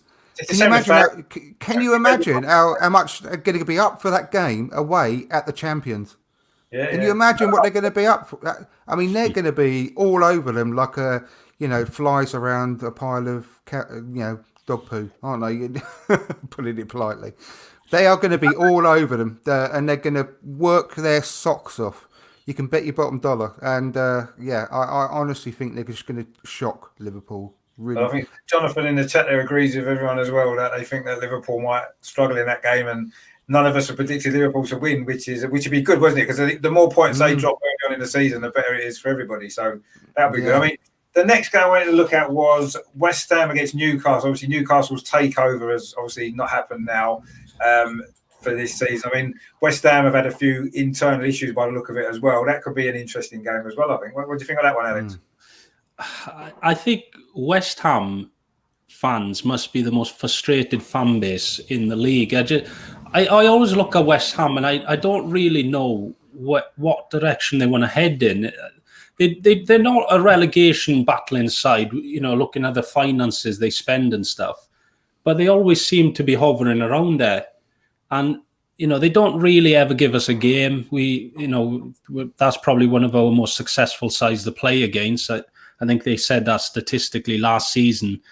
And Newcastle, quite similar, I suppose. But I think the business they've done with Fraser and Callum Wilson, they could turn out to be the bargain buys of the summer. I think Newcastle will nick it. I think I'll go 2-1 Newcastle. Oh, another away team. What do you think of that one, Andrew? West Ham, Newcastle. I've got a soft spot for Newcastle. Probably going back to the Kevin Keegan era. I think everyone sort of warmed to them a little bit around that time, and I feel so sorry for their fan base as well. What they've been putting up with lately. Imagine it's like them winning the lottery, and then a few months later, the lottery come back and say, "Sorry, we've made a mess up. I need that money back." After all the talk of the takeover and everything, and then for it to fall through last minute, they must feel like. But I think like you said, the players they've brought in have been really good, and Jeff Hendrick is good. He's actually an underrated midfielder, for Burnley, and they got him on a free as well. So I think they're going to do all right, and and be sort of mid-table again. But I think West Ham, I couldn't agree more with Alex. They're totally directionless. They're rudderless. Look what their captain, who's been with the club for 2 decades, tweeting out about them selling that youth player, who I can't remember his name, and all the players liking it, and and even Jack Wilshere sent him a direct message on Instagram as well, saying gutted you've gone, and all this sort of stuff. I mean, the whole team is just ridiculous, and they deserve to go down, and they would be my tip to go down. And you know what? It's going to get even worse for them, because I still think that before the end of this window, they're going to lose Declan Rice to Chelsea, because they are desperate for Declan Rice to be part of a back three. So I honestly think that even after everything they've spent, I still think that Chelsea are going to get Declan Rice, and can you imagine the uproar from their fans? So I genuinely think that West Ham could go down this year. I think their luck's going to run out. They're in a mess, absolute mess, and the club will never forgive them for moving grounds, for leaving Upton Park. I feel a little bit like that about leaving Highbury, to be perfectly honest. So they feel the same, and I can't see anything good for West Ham. They buy all these players, and they just cannot ever get them to gel together. They've got no direction, no cohesive way of playing. They don't know what they're doing with their managers, and I can only see them going down. All the fans want the board out as well, don't they? It just doesn't end, does it? There's so many problems there. It makes us look like we're skipping through poppy fields, with all our problems. So I can't see them doing anything this season. I will think, saying that, first game of the season, I probably think it would just be a boring 1-1 draw or something with Newcastle. But I think Newcastle will be all right this year, actually. But I think I'll go for a 1-1 draw. I mean, Jonathan, there's agreeing with you saying West Ham in a mess. I mean, I heard the other day that apparently there's been training ground bust-ups and all sorts going on there. So I do think they've got a lot of issues that David Moyes is going to have to sort out, or they are going to struggle. And they may be playing Newcastle at a bad time. They've just had a good couple of signings come in. I don't know how fit they are ready to play or not, both of them. I think if they both play against West Ham, I think Newcastle will probably win. And I actually agree that Newcastle... I hope Newcastle win, yeah. think they'll have a decent season because their problem last year was scoring goals, wasn't it, more than anything? And now they've got two players who linked well together at Bournemouth. Callum Wilson can score goals, and Ryan Fraser, he's a decent winger, isn't he? Can supply stuff. They've got that St. Maximin as well, who's a good player. So, they can use that Joe Linton in the right role now as well. He's never get him off so. He could link up quite well with Callum Wilson, so they could have a decent. What's that player that they got rid of that they had on loan? The South American player a couple of seasons ago, Newcastle. Do you know what I mean? Good with his head, really tall. Rondon. That's it, Rondon. I think that he could play, this Joel Linton could actually play the Rondon role now, sort of as the hold-up player, battering ram, and to allow Callum Wilson to play off and score a few goals. So I think they could actually have a decent season, Yeah, I do as well. I don't think they'll be far off the top 8, actually, Newcastle, if they keep their players fit and stuff like that. I mean, I think they'll beat West Ham. West Ham generally don't start particularly well. They lost 5-0, didn't they, on the opening day last year? I know they played Man City, but losing 5-0 at home on the first game is not great, is it? So I think Newcastle will win, maybe 2-0 or something like that, 2-1. I hope so, yeah. I hate West Ham. West Ham are fucking... I mean, I don't mind West Ham. I grew up around there, so I've got a bit of a to be honest, I don't mind the club, but the way that they're being run and everything that's going on there, I just feel sorry for the fans, and I just for the board's sake, the way what they've done to that club, they deserve to go down, and I hate them for that. So I'm a football fan at the end of the day, and I do have sympathy with some clubs on occasions as well. But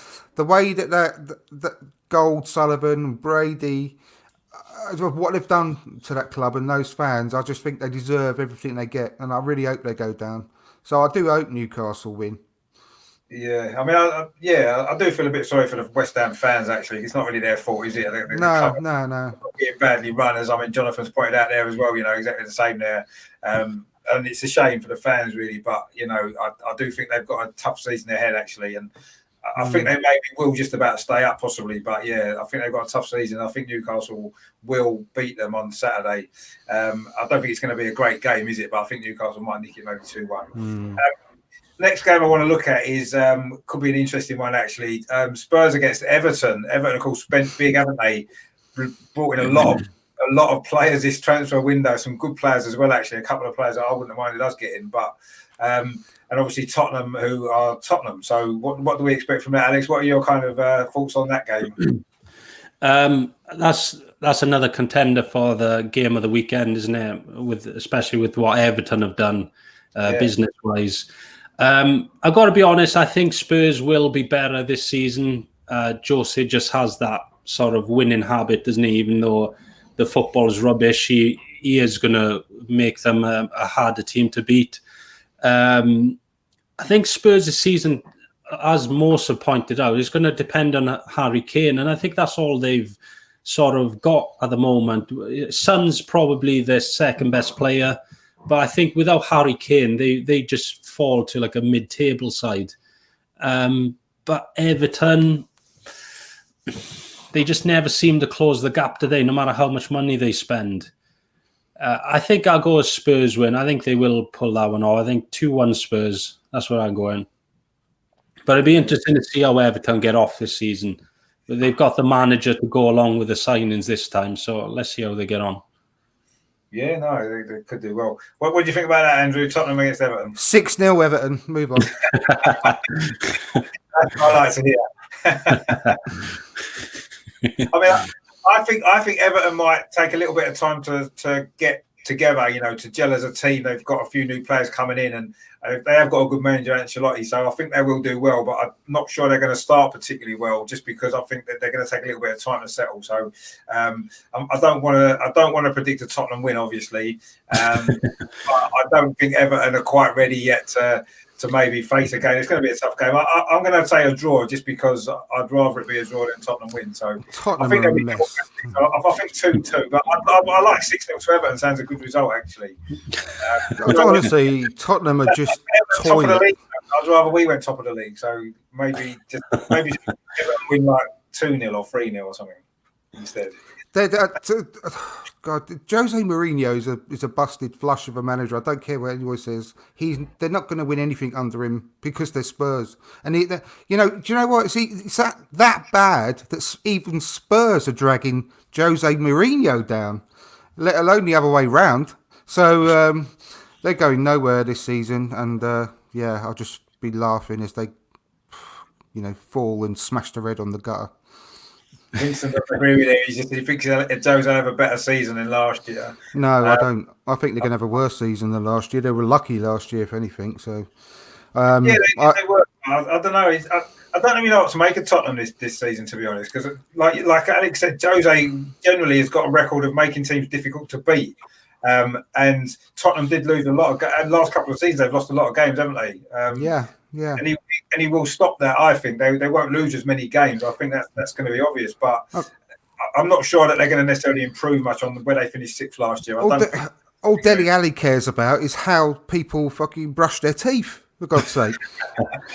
I mean, I'm really enjoying that. Concentrate on your football, mate. Honestly, how do you put your toothpaste on your toothbrush? Fucking hell. For you, isn't it? But I've been enjoying it. I must admit, it's entertaining stuff. But yeah, I think I'm going to predict a draw for that one. Maybe 2-2 again or something like that. I think there'll be goals in it. I hope Everton actually do quite well this year because they're a big club that maybe deserve to do quite well. Obviously, they might finish above Tottenham actually this year, which could be good as well. The other game I really wanted to look at as well I think it's on Monday night, isn't it? Brighton against obviously Chelsea, who have basically bought every single player that's possible to buy by the look of it. What do we think about that one, Alex? I'm assuming it's an away win, I would say. Yeah, I think Chelsea will push Liverpool and City right to the end this season. I don't think Frank Lampard can afford not to. I don't think it's going to be any sort of sentiment involved with keeping it on for the sake of it. I think if he isn't around the top, say within 5 or 6 or 7 points by the end of the season, I think he could be sacked. So I think he has to be in the title challenge, and I'll go for Chelsea win comfortable, like 3 or 4-1. Yeah, that seems to be a fair reflection. What do you think about that one, Andrew? Similar? Score draw, 1-1. Really? Yeah, I've got no idea how the hell a manager like Lampard is going to keep that squad of players happy and get them organised and get them playing as a decent way of football. How on earth can he do that with all the players he's brought in? I mean, you can list off probably a dozen players who would get into any Premier League team that can play anywhere across the front of their pitch and in the number 10 role as well.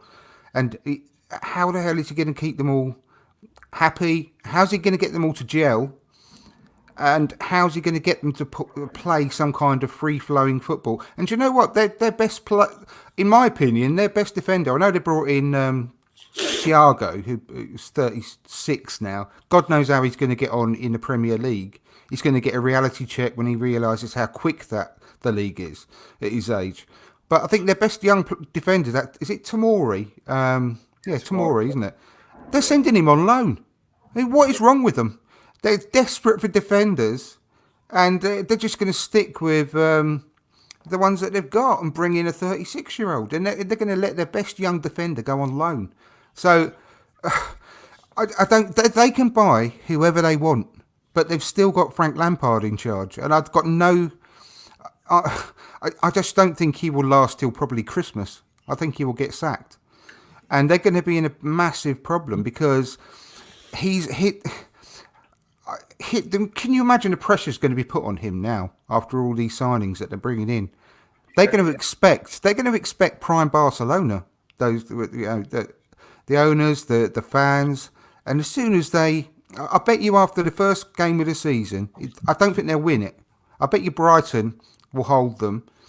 And then if you go onto Twitter and search hashtag Lampard out, I bet you'll be trending. Already, straight away. I'm not even joking. The thing is that the players themselves that they're bringing in are clearly top quality. And I think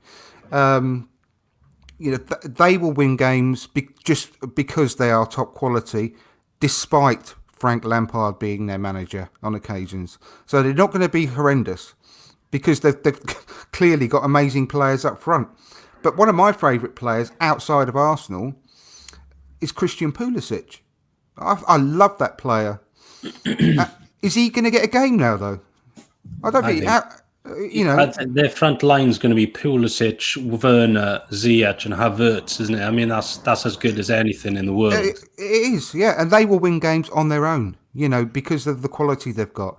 But at the end of the day, they've still got to be working to a plan that their coach sets them, and I don't think he's got the capabilities of doing that to work with players of that level. Even though he's got a great reputation himself as a footballer, it's not. It doesn't mean you're going to be a great coach. And he didn't actually have a good season when he was with Derby either. It's glossed up that he had this really good season with it. He didn't. They collapsed a lot at the end of that season. They could have. They were still in running for a automatic promotion at one point, and they should have got it potentially. But he did, and he didn't get through the playoffs. So I just cannot see him doing. No matter who they sign, I cannot see him doing really well with them, despite having one of the best squads in world football by the end of this transfer window. So yeah. I don't hold out too much hope for them because. I agree about they'll play football, but will they raise themselves for some of them? Exactly. It's going to take them time to gel, isn't it? Let's face it, because of everyone they've brought in. All these players that got rave reviews last year, like Mason Mount, great player, a great young player, but his role now has been taken over by Kai Havertz, who's going to take his position. Now, how's he going to feel? The bright young hope of English football just suddenly gone. And what's his name? The striker. God.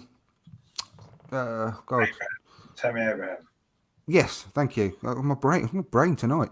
Tammy Abraham, yeah. Is he going to get a game anymore now? And he started the season last year scoring, goal after goal after goal, and he was the new centre forward for England. If anything happened to Harry Kane, and everyone was talking about him, he's not going to play anymore. How's he going to feel now? It's ridiculous. So there's not going to be harmony in that changing room. It's going to take them a while to settle, and I will quite.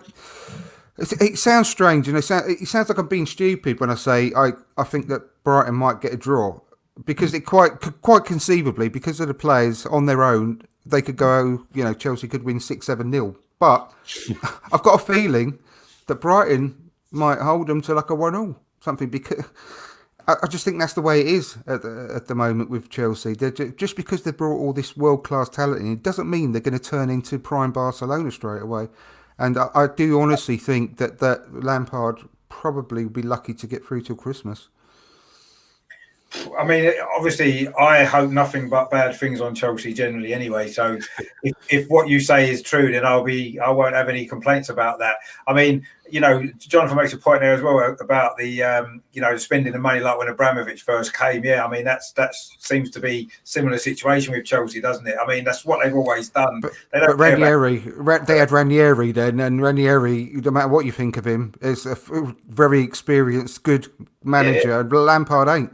No, I agree. I mean, I think Lampard isn't a great coach at all. Certainly defensively, that's where Chelsea's problems are going to be. I mean, I think they're lucky in the sense that they're playing Brighton first game. I think Brighton are going to struggle this season. I wouldn't be surprised if they end up getting relegated, actually. I think their time in the Premier League might be... I like Graham Potter. I think he's done a good job there. Yeah, I think they're going to improve this year, actually, Brighton. At home, they're always a difficult team to play because of the fans and stuff. I think without the fans, this first game as well, I actually think Chelsea will win. I don't want them to. I just feel that they probably will, just because I just think they'll have too much quality for Brighton. And Brighton was struggling at the end of last season, wasn't they? Once they got safe, they dropped off quite a lot, didn't they, with their results? And I can't see them doing much. So I think Chelsea will probably win 2-0. But I'm hoping that that's not going to necessarily be the story of the season, because I do think they are going to struggle defensively. Yeah, score a lot of goals like they did last year. I think Brighton, though, I think they're going to slightly improve from last year, bit by bit. I'm not saying like a massive jump up the league, but I do really think that Potter's got got what it takes to be actually a good Premier League manager. And they and again, I can't even remember the name of the player, but they've done really well in the market because they've signed up Ben White for another contract, 4 years, turning down up to like £30 million bids for him. He's a brilliant defender, brilliant young defender. I was really, really hoping Arsenal might make a move for him, but they've tied him down. And they've got this young defender from Ajax for 950 grand. I mean, it sounds like a 90s sort of transfer fee, doesn't it? Like for one of the top players, but under £1 million. And the reason they got him so cheap was he had a bad ACL injury, and for some reason, somehow, they've nicked him for like under £1 million. And I've read up on him, and this is only. I'm not saying I've seen him play or loads and loads, but he's come through the Ajax academy. He was playing in the Champions League from last year, and making his way back from this injury. And I've read article on him on The Athletic. He could be the signing of the season by the sounds of it. He's a really good quality player, can bring the ball out from defence as well. Good ball playing defender, great in the air, and they got him for less than £1 million. So, they've already got a good defence, Brighton, with Lewis Dunk there and so on. So I think they'll do better than you think. I'm not saying I expect them to jump up to like, a top 10, but I think they're going to do incremental improvements year on year. So I won't be surprised if they can shut out Chelsea the first game. But I could be completely wrong, but I've just got a good feeling they might hold Chelsea to 1-1 or something. No, I hope you're right, because that would be great. I just feel as though they'll just have too much quality for Brighton, unfortunately, and I think they will win. I think Jonathan's in the chat just sort of basically saying the same as well, because it's going to be a nice sunny day. Their fancy players will fancy the game, which is fair enough. And Winston just before that had mentioned about them. Oh yeah, that's another stupid decision. But then we did the same with William Saliba, didn't we, last year, I suppose? Yeah, I know, but no, they are even worse. I mean, they let in 56 goals last season, and we thought we were bad. And they, seriously. They need defenders. I mean, I don't know whether they felt he wasn't going to get game time, but like you said, they're sending out Tomori on loan Tomori's a good, looks like a real good prospect, honestly, and I cannot believe they're sending him out on loan as well, but... Well, yeah. I mean, just before we sort of move away from the other teams, really. I mean, we sort of touched on it before. What are your predictions for the top four, and who do you think will be relegated? Alex, what's your top four? I know you sort of pretty much before. I think with Arsenal, I think we're going to sign another midfielder. So I do think we'll come fourth. I think it's going to be. I know what you're saying about Liverpool and how they ended the season badly, but I just think they were in cruise control and they were so far ahead. It would have been more surprising if they just kept that going. Really, I think Liverpool are going to win the league. I think a number of managers have figured Guardiola's style out, and I think even when we played them, it even looked easy at times to sort of hit them on the break like that. I think. The surprise could be that Chelsea finish above City. I think Chelsea second, City third, and I think Arsenal would be in fourth. And relegation, I agree. I think West Ham are going to go down. I think West Brom are going to go down. I think Aston Villa are going to go down as well. I think they were really lucky last season. But we kept them up, didn't we, essentially? Basically. And then beating Watford, so yeah, maybe that's true. And what do you think? What's your top four and who's going to get relegated? I was just searching because I tweeted that, because you can do it on the BBC Sport website, and I tweeted it out the other day. I've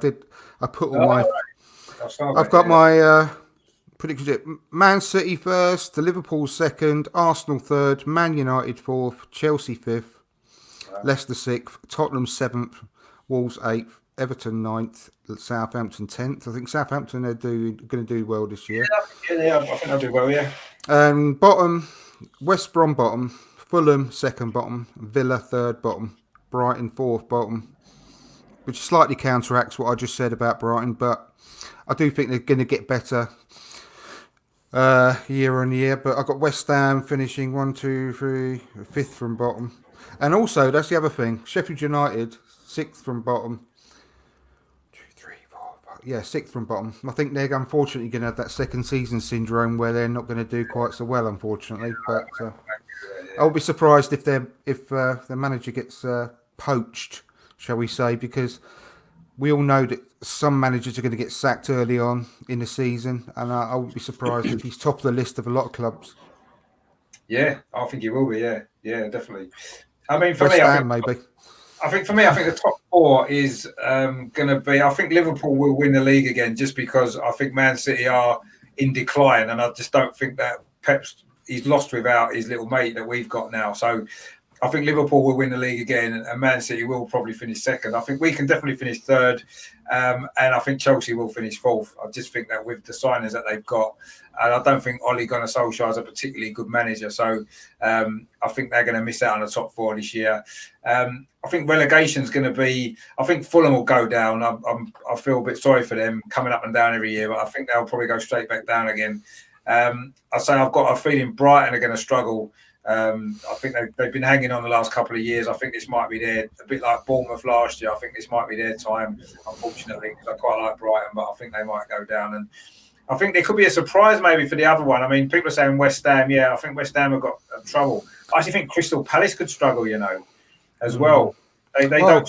I think they've made a couple of good signings, actually. That Ebe Eze, who I highlighted in one of my videos, he's gonna do well. I think actually he's gonna do really well. Yeah, and I think obviously West Brom will struggle as well, but I'd say maybe Fulham, Brighton, and I'll go West Brom just because they're another yo-yo one, aren't they? I think they might be in the three to get relegated, but we'll see. I mean, if we get in the top four and have a good season, I'm not really bothered who gets relegated, if I'm honest. No, I couldn't give a monkeys about the rest of them, to be perfectly honest. But quite happy if Tottenham got relegated, wouldn't we? That'd be quite nice. That'd be hilarious, absolutely hilarious. But Leeds are going to surprise a lot of people. I think Leeds will do well. Whether you can call it a surprise now, because I think everyone knows about them, but I do genuinely think that they are going to be very, very hard to beat, and I'm not looking forward to playing them.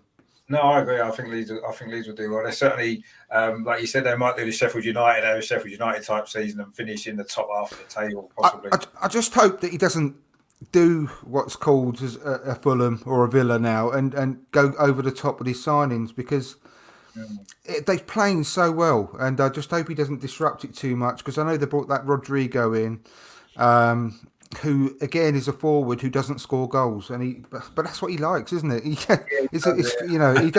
He doesn't want, like, Eddie Nketiah, who is a far superior finisher than what they had, but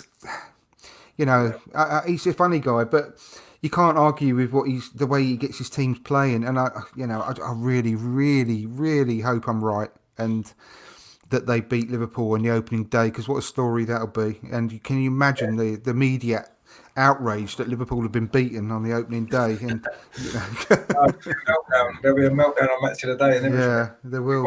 See, but we'll see what happens. I mean, just before we kind of wrap up, really, I just really want to know what you're all thinking about the fact that obviously with the latest news from the government yesterday, obviously the fans returning to the stadiums now looks as though it's almost certainly going to be delayed beyond October, possibly even beyond Christmas. I mean, what do we think about that? I mean, obviously it's not ideal, really. I mean, Alex, what do you make of that situation? Well, I normally in recent years I get to a game about once a month, perhaps these days. I'm not sure how often you two go.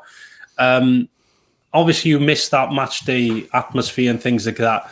But I got to be honest, the generated noise and things like that on the TV, as well as every game being televised, I've not really noticed that much of a difference in terms of the performances. But it is massive disappointment, isn't it, that the fans can't be there, especially at the start of the season.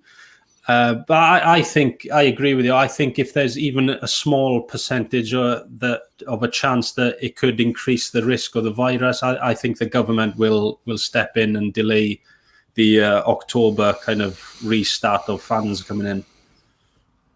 Yeah, I think it's inevitable now that that's going to happen after what was announced yesterday. I mean, what would you think about that, Andrew, about the fans not probably not. To me, it's a no-brainer for me. Don't let any fans in until we can all go back in. It's just ridiculous to have a 25% capacity. It's just a joke. And the obvious thing to do is for every club in England, Wales, Scotland, around Europe, is to sell a season ticket for fans to watch all their games online. Set it at what? I don't know. I wouldn't even mind, because obviously, let's face it, we all know it's accessible for free on the internet. Obviously, I don't do it, clearly. But, would every fan mind paying a £5 per match, maybe even a £10 per match, to watch it in high definition, with at home, and that the money that you're spending on that is going directly to your club? Exactly. Yeah. Because we all know, we're not stupid. We're all sitting here crying out for the club to go and buy Partey and Aouar, another 100 million quid before the end of the season. Where do we fully expect all this money to come from? The clubs I'm worried sick about all the EFL clubs, the amount of them that could go out of business. They're starting their season Saturday, and they've got no crowd coming in, and all the League One, League Two clubs, which are the bread and butter of the football in this country, who have been around for 100 years, are just not going to be able to survive, because they make their money from people walking through the gates, buying their programs, buying a hot dog and buying a drink, and they're not going to have any of it. These are the clubs that would benefit massively from having a TV stream. Exactly. They charge their fans to watch them on the telly. Exactly. Benefit from that. It would almost replace a certain amount of their match day revenue, wouldn't it? It wouldn't be the That's what I mean. They'll probably make, in some circumstances, they can make even more than they normally do, because maybe every club in League One, League Two, that they've got fans across the world. Yeah, not to the same limits as the Premier League clubs, but they have. Expats live all over the place, and they never go to these games because they can't, because they live abroad. Can you imagine if they had the opportunity of watching every single Forest Green Rovers match? After Hector Bellerin brought into them now, which is a great story, by the way. But can you imagine if they had the opportunity of watching every single one of their matches in full HD, perfect stream from anywhere in the world? And they would, of course, they would pay a £5 or a £10 to watch it. So why don't they do that? And it keeps the clubs ticking over, and they could sell at the same time whilst they're watching, Leighton Orient. You're streaming a Leighton Orient match, and on the same page you've got all the drop down boxes where you can buy the kit, you can do all this, you can actually add, buy some merch whilst you're doing it at the same time as well. Why the hell hasn't that not even been properly discussed as an option to keep these clubs in business? Because the TV companies are too worried about losing their own Fuck revenue. It's got to go now, isn't it? It's got to go. We've got to do things different way. It's 2020. We've got all this technology available to us. We don't need Sky and BT anymore.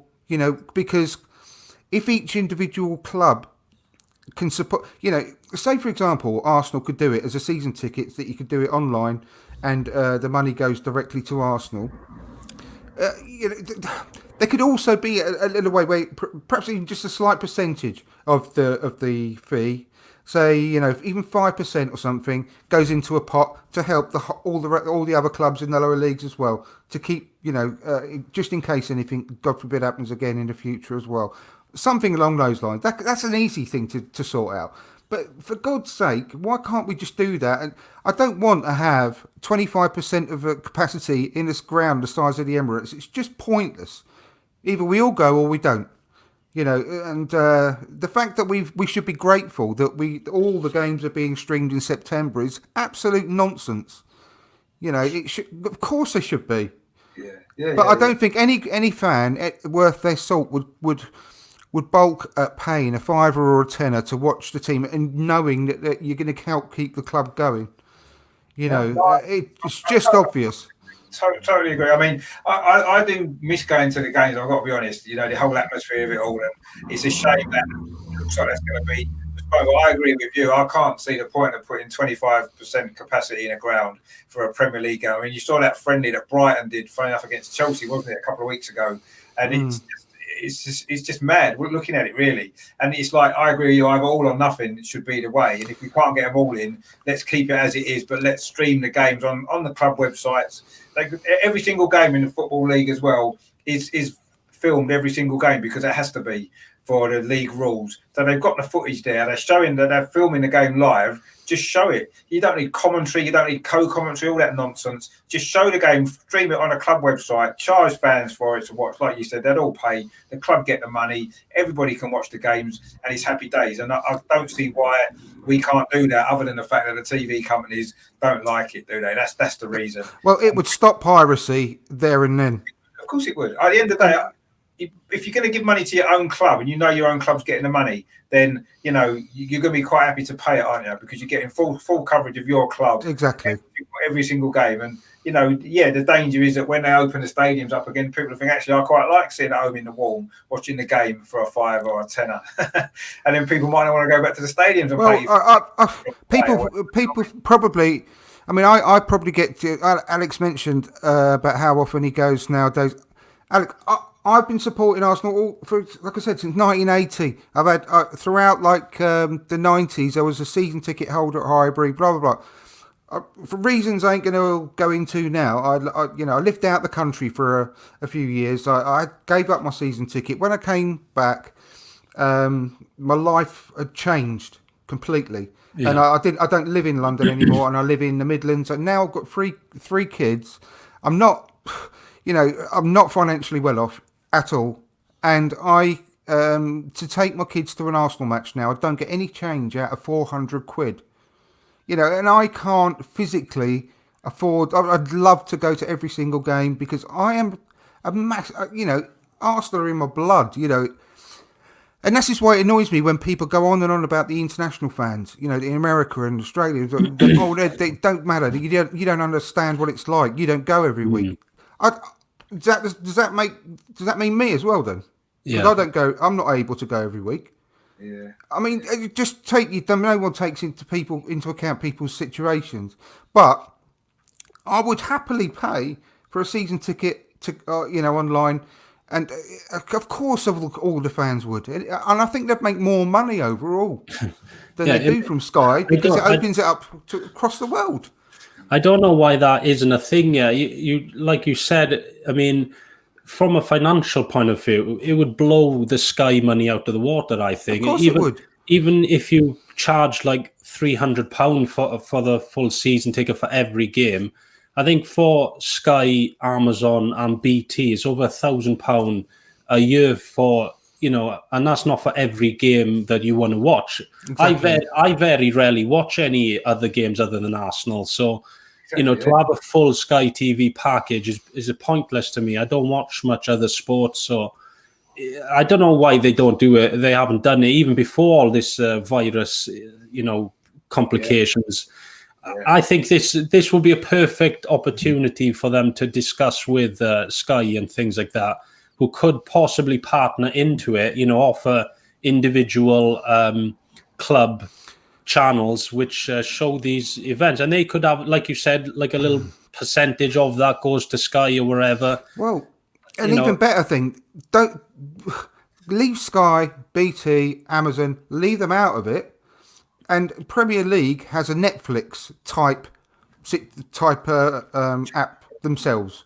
Yeah. And what you could do then to support all of football in this country, you could just offer one of your subscribers purely the season ticket for your team, no matter what league you're in. But you could also go up in packages and say, right, I want a Premier League season ticket, so I could watch any of the matches at any time, and then you pay that amount. And then if you want one that covers all 4 professional divisions, you pay that amount. And it would work across the board. And if you're a Leyton Orient fan, you could just have one for Leyton Orient, or you could have one for the whole division. In fact, it would probably be better in that situation that you just have one for the whole division, because it supports all the clubs as far as that's concerned then as well. So they would. Yeah, I mean, those leagues only get 1 million a season. I think it's £1 million a season for the whole clubs to share. Oh yeah, that's ridiculous. They would smash that. They would smash it. Yeah, they would. Yeah. It makes. I mean, as Jonathan said, they're doing it in Scotland, so it makes too much sense. So it won't happen. That's about the only thing I think we should copy Scotland on, actually. Well, I think we should start a petition. Get 100,000. I think you get that overnight. Signatures on something like that, and then they'd have to debate it in the House of Commons. So you need to shout loud in this to get your voice heard, and it never makes more sense than ever now to just wipe the slate clean, start again, and save football in this country. We can't just think about Arsenal because we across the years, how many players have we bought from the little clubs, down the leagues, It just makes so much sense that it just needs saving. We got Rob Holding from Bolton, didn't we? And Bolton are one of the teams that's in massive trouble, aren't they? So it just goes to show that just proves the point, really, how important those technically smaller clubs are. Yeah, exactly. To everybody, they support everybody, don't they? They give us players and we buy players from them and stuff like that. And it's so important. And obviously they've got fans that have been fans of their clubs for years and years and years. It's their whole life, isn't it? And their whole life now could be, if people's lives hasn't been disrupted enough. If you lose your football club, that's been your life forever. Imagine how devastating. Look at Wigan. I'm devastated for Wigan. Like 7 years ago, they won the FA Cup, and they were a really, really well-run club. Now they had a 15-year-old kid who everyone knew about already. Even clubs in Bundesliga again, they were already looking for him, and they've had loads of good quality players coming through their academy, and fucking those white team, down the road that won't be named, they ended up getting that 15-year-old kid, for virtually nothing, off Wigan, and Wigan could have made a fortune out of it, but because they're stupid. Oh God! We all know the story anyway. They've lost nearly all their squad, and they were the most informed team in the Championship last year, and they're down in League One now, and they're virtually in the threat of going out of business through no fault of their own whatsoever. Nobody really cares, do they? That's the problem. Well, we should, shouldn't we? We should. Of course we should. I'm a football fan, and I would go and see any football match if the chance arose, and. I really think we should protect these clubs. So we need to do our bit. We need to do our bit and help. So I really think we should really put pressure on to do something like this. We're all worrying about paying Sky back because they didn't get their product that they paid for last year. I mean, whose fault's that? Yeah. Sky are losing money. I've got no sympathy for them at all. Oh my God, it just makes your heart bleed, doesn't it? It makes your heart bleed. No, but unfortunately, all the clubs now, like you said, are having to pay the money back. So he's putting pressure on the clubs. It's just stupid that we put all the players, all the medical staff, all the clubs, the rest of the club staff in danger to finish the league last season just because of Sky. Yeah. We did it. And we did it really, really well. We still got to pay our money back. So, why the hell? It don't just end all that stuff. And the Premier League could do it themselves using a Netflix type, format, and it'll be easy. And you could, like I said, at different stages. I mean, they would all be cheaper than an Arsenal season ticket even if you wanted to watch every single game from all four leagues, throughout the season. And you could charge £500 for the full package, for example. And watch all four divisions if you wanted to, or just pay out, £100 just for the Arsenal one or whatever. But you imagine Arsenal, amount of millions of fans of Arsenal have got around the world. Who wouldn't pay that? And they would make a fortune. Yeah. So it makes so much sense. It would make sense, but unfortunately, as Jonathan said, it makes too much sense. So that's why it probably won't happen unless there's massive amount of pressure put on.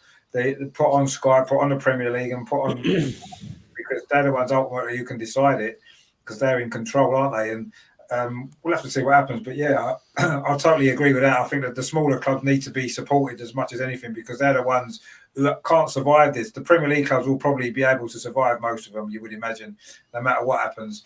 Winston's just put a little message on there. tweet or DM the Premier League. Yeah, that's yeah. Well, what we need to do, if we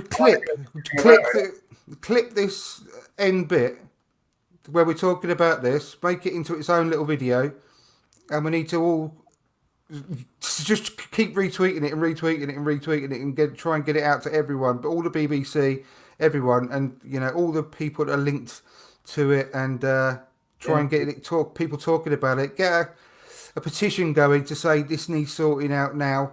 It would solve the problems virtually overnight, and it wouldn't take a day or two to set up the software to actually do that, sort of a Netflix type. All the technology is there already, So they need every single ground, like you said earlier, Richard. They've all got the cameras already set up. Everything's already in place for it to be done overnight, near enough. So, it just need to do it, because we're just being ripped off left, right, and centre, and we're being held to ransom by Sky. For no reason at all. It's not necessary. Sky aren't needed anymore. It was top all the ridiculous kickoff times.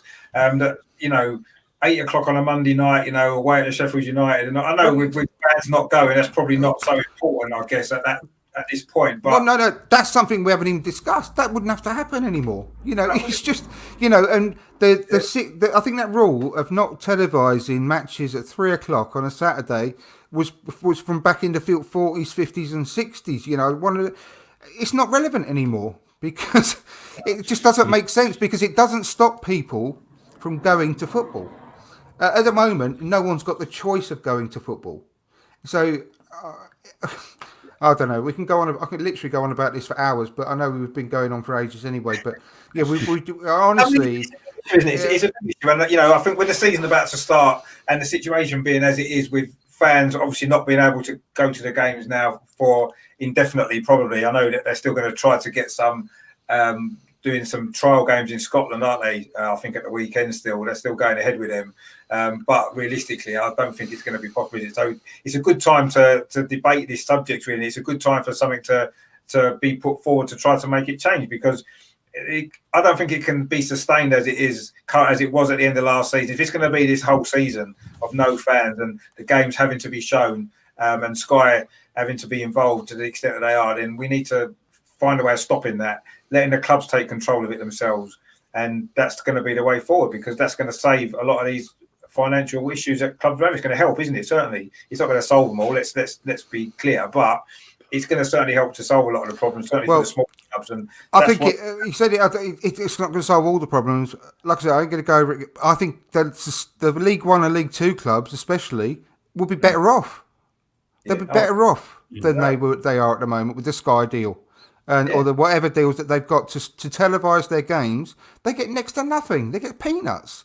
Yeah. But if you did something like that, where you could actually get a season ticket to include the whole league, and it got spread out worldwide, then they would be better off than they are now. And I'm sure Arsenal would be, and I'm sure Man United and Liverpool and Man City would be as well. The only problem is probably the contract that's still running with Sky and with BT and with the others, isn't it? That's a problem as well, probably at the moment. But apparently, according to Sky, contracts don't mean nothing, because we still finished the league, but they still want 30% of the money back.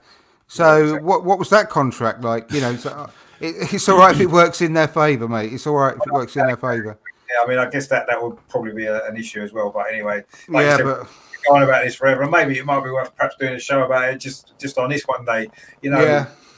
Once we know exactly what the situation is in terms of fans going back to the grounds and stuff like that. But I think we'll wrap it up now for tonight anyway, because we've been going sort of over 2 hours. It's been great. I've been really enjoyed it. I hope you guys have as well. I mean, thanks for coming on. Obviously, James as well, who's obviously had to shoot off a little while ago. Alex, if we just go to you, just tell everyone again where they can find you on social media.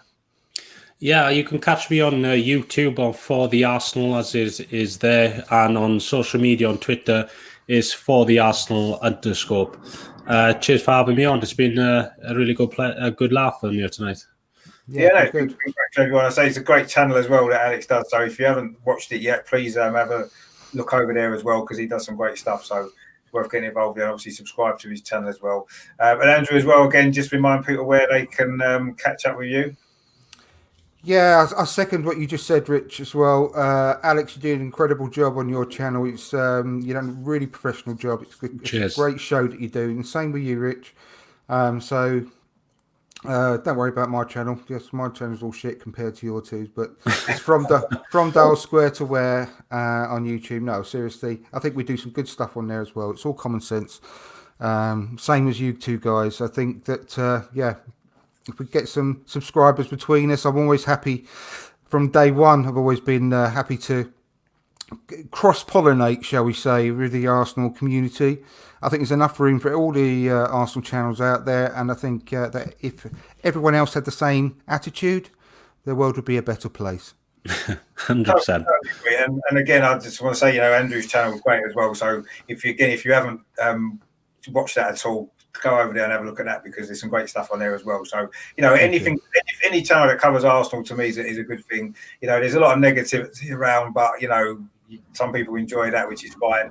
I'm going to try and keep my channel positive, and I know you guys like to be positive. I mean, Andrew, definitely. We're going to finish second or third. I think we're going to finish sort of third as well. Alex thinks we're going to be top 4. So between us, we are pretty optimistic and pretty positive, which is good. Let's hope that we're still feeling like this at Christmas time and going into the new year. And let's hope it hasn't all gone wrong for us. I'm sure it won't. Very much so. And can I just say one thing as well? Thank you for everyone on Twitter who has sent me really, really kind, really quite heartwarming, moving messages lately, supporting me through my troubles. And hopefully I'll be back doing my own show soon as well. But thank you ever so much for everyone for your support. It means the actual world to me at the moment. Thank you. And it's good to have you back on the channel again, and back on the podcast talking about Arsenal, which is obviously what's important as well, isn't it, to get you back on? Yeah, no, I've really enjoyed it. Thank you. It's really given me a bit of a boost, doing it a good time. Good, and hopefully Saturday will give you a bit of a boost as well when we win. Well, do you know what? Do you know what I did? I won't. Long story, but I've actually booked a stadium tour for Saturday to take me and my boys down there. Because I had an email come through saying children go free at the moment, which is a really good deal. So all 4 of us are going for 25 quid. And I forgot that we had the early kickoff on Saturday, so I booked it for 1 o'clock. So I'm going to have to watch a rerun of the match and try and not hear the score. But I think that's be difficult considering I'm actually going to be inside the Emirates at the time. So time for TV. The only reason they did no need to play at 12:30, is there? No, exactly. So I'm not going to be able to see it live, which is a shame. However, I've never done the stadium tour before, so I'm looking forward to that as well. Oh, that'd be good. I'm sure you'd enjoy that. Yeah. So you can get a picture of the FA Cups at the moment as well, I believe. So that exactly. Yeah, it'd be good. But thank you. Thanks for having me on. I've really enjoyed it. No, thanks for yourself, and obviously Alex as well. And I say James, who was on earlier. Thanks for all the comments in the chat as well, Jonathan. If there's nice comments there as well. He says maybe talking about a title challenge next year. I mean, I'm talking about one now, actually. So, well, he could be talking about from January onwards. That's next year, technically. So until we've lost two or three games, I'm going to keep talking about a title challenge. That's just because we want to be positive on it. We can sign Lionel Messi on a pre-contract in January as well. So. Oh, there you go. That's sorted. Good. We've got that sorted. So say thanks to everyone in the chat as well. Thanks to everyone for watching. And if you haven't subscribed to my channel, please do, because I'm near 100. I don't know if it's gone up while this has been on there. I'll check afterwards, but I was only about 5 away, I think. So hopefully I can get there before the weekend anyway. I'll be doing some live stuff for the game, for match reports and stuff like that as well. So obviously check out these guys' channels as well, and as well James as well. Follow James on Twitter because he does some great interviews as well. They are really worth checking out as well. So thanks to everyone for tonight. Thanks for all the guests. Hope you all enjoyed the show. Thanks for watching, everyone. If you're watching it back later as well, if you enjoy it, give it a thumbs up and of course subscribe to the channel. And I'll speak to you all guys again over the weekend. And hopefully we've got a good result on Saturday. And in the meantime, of course, I always end the same way, so I'm not going to be any different today. Come on, you Gunners! See you, Gunners. Take care.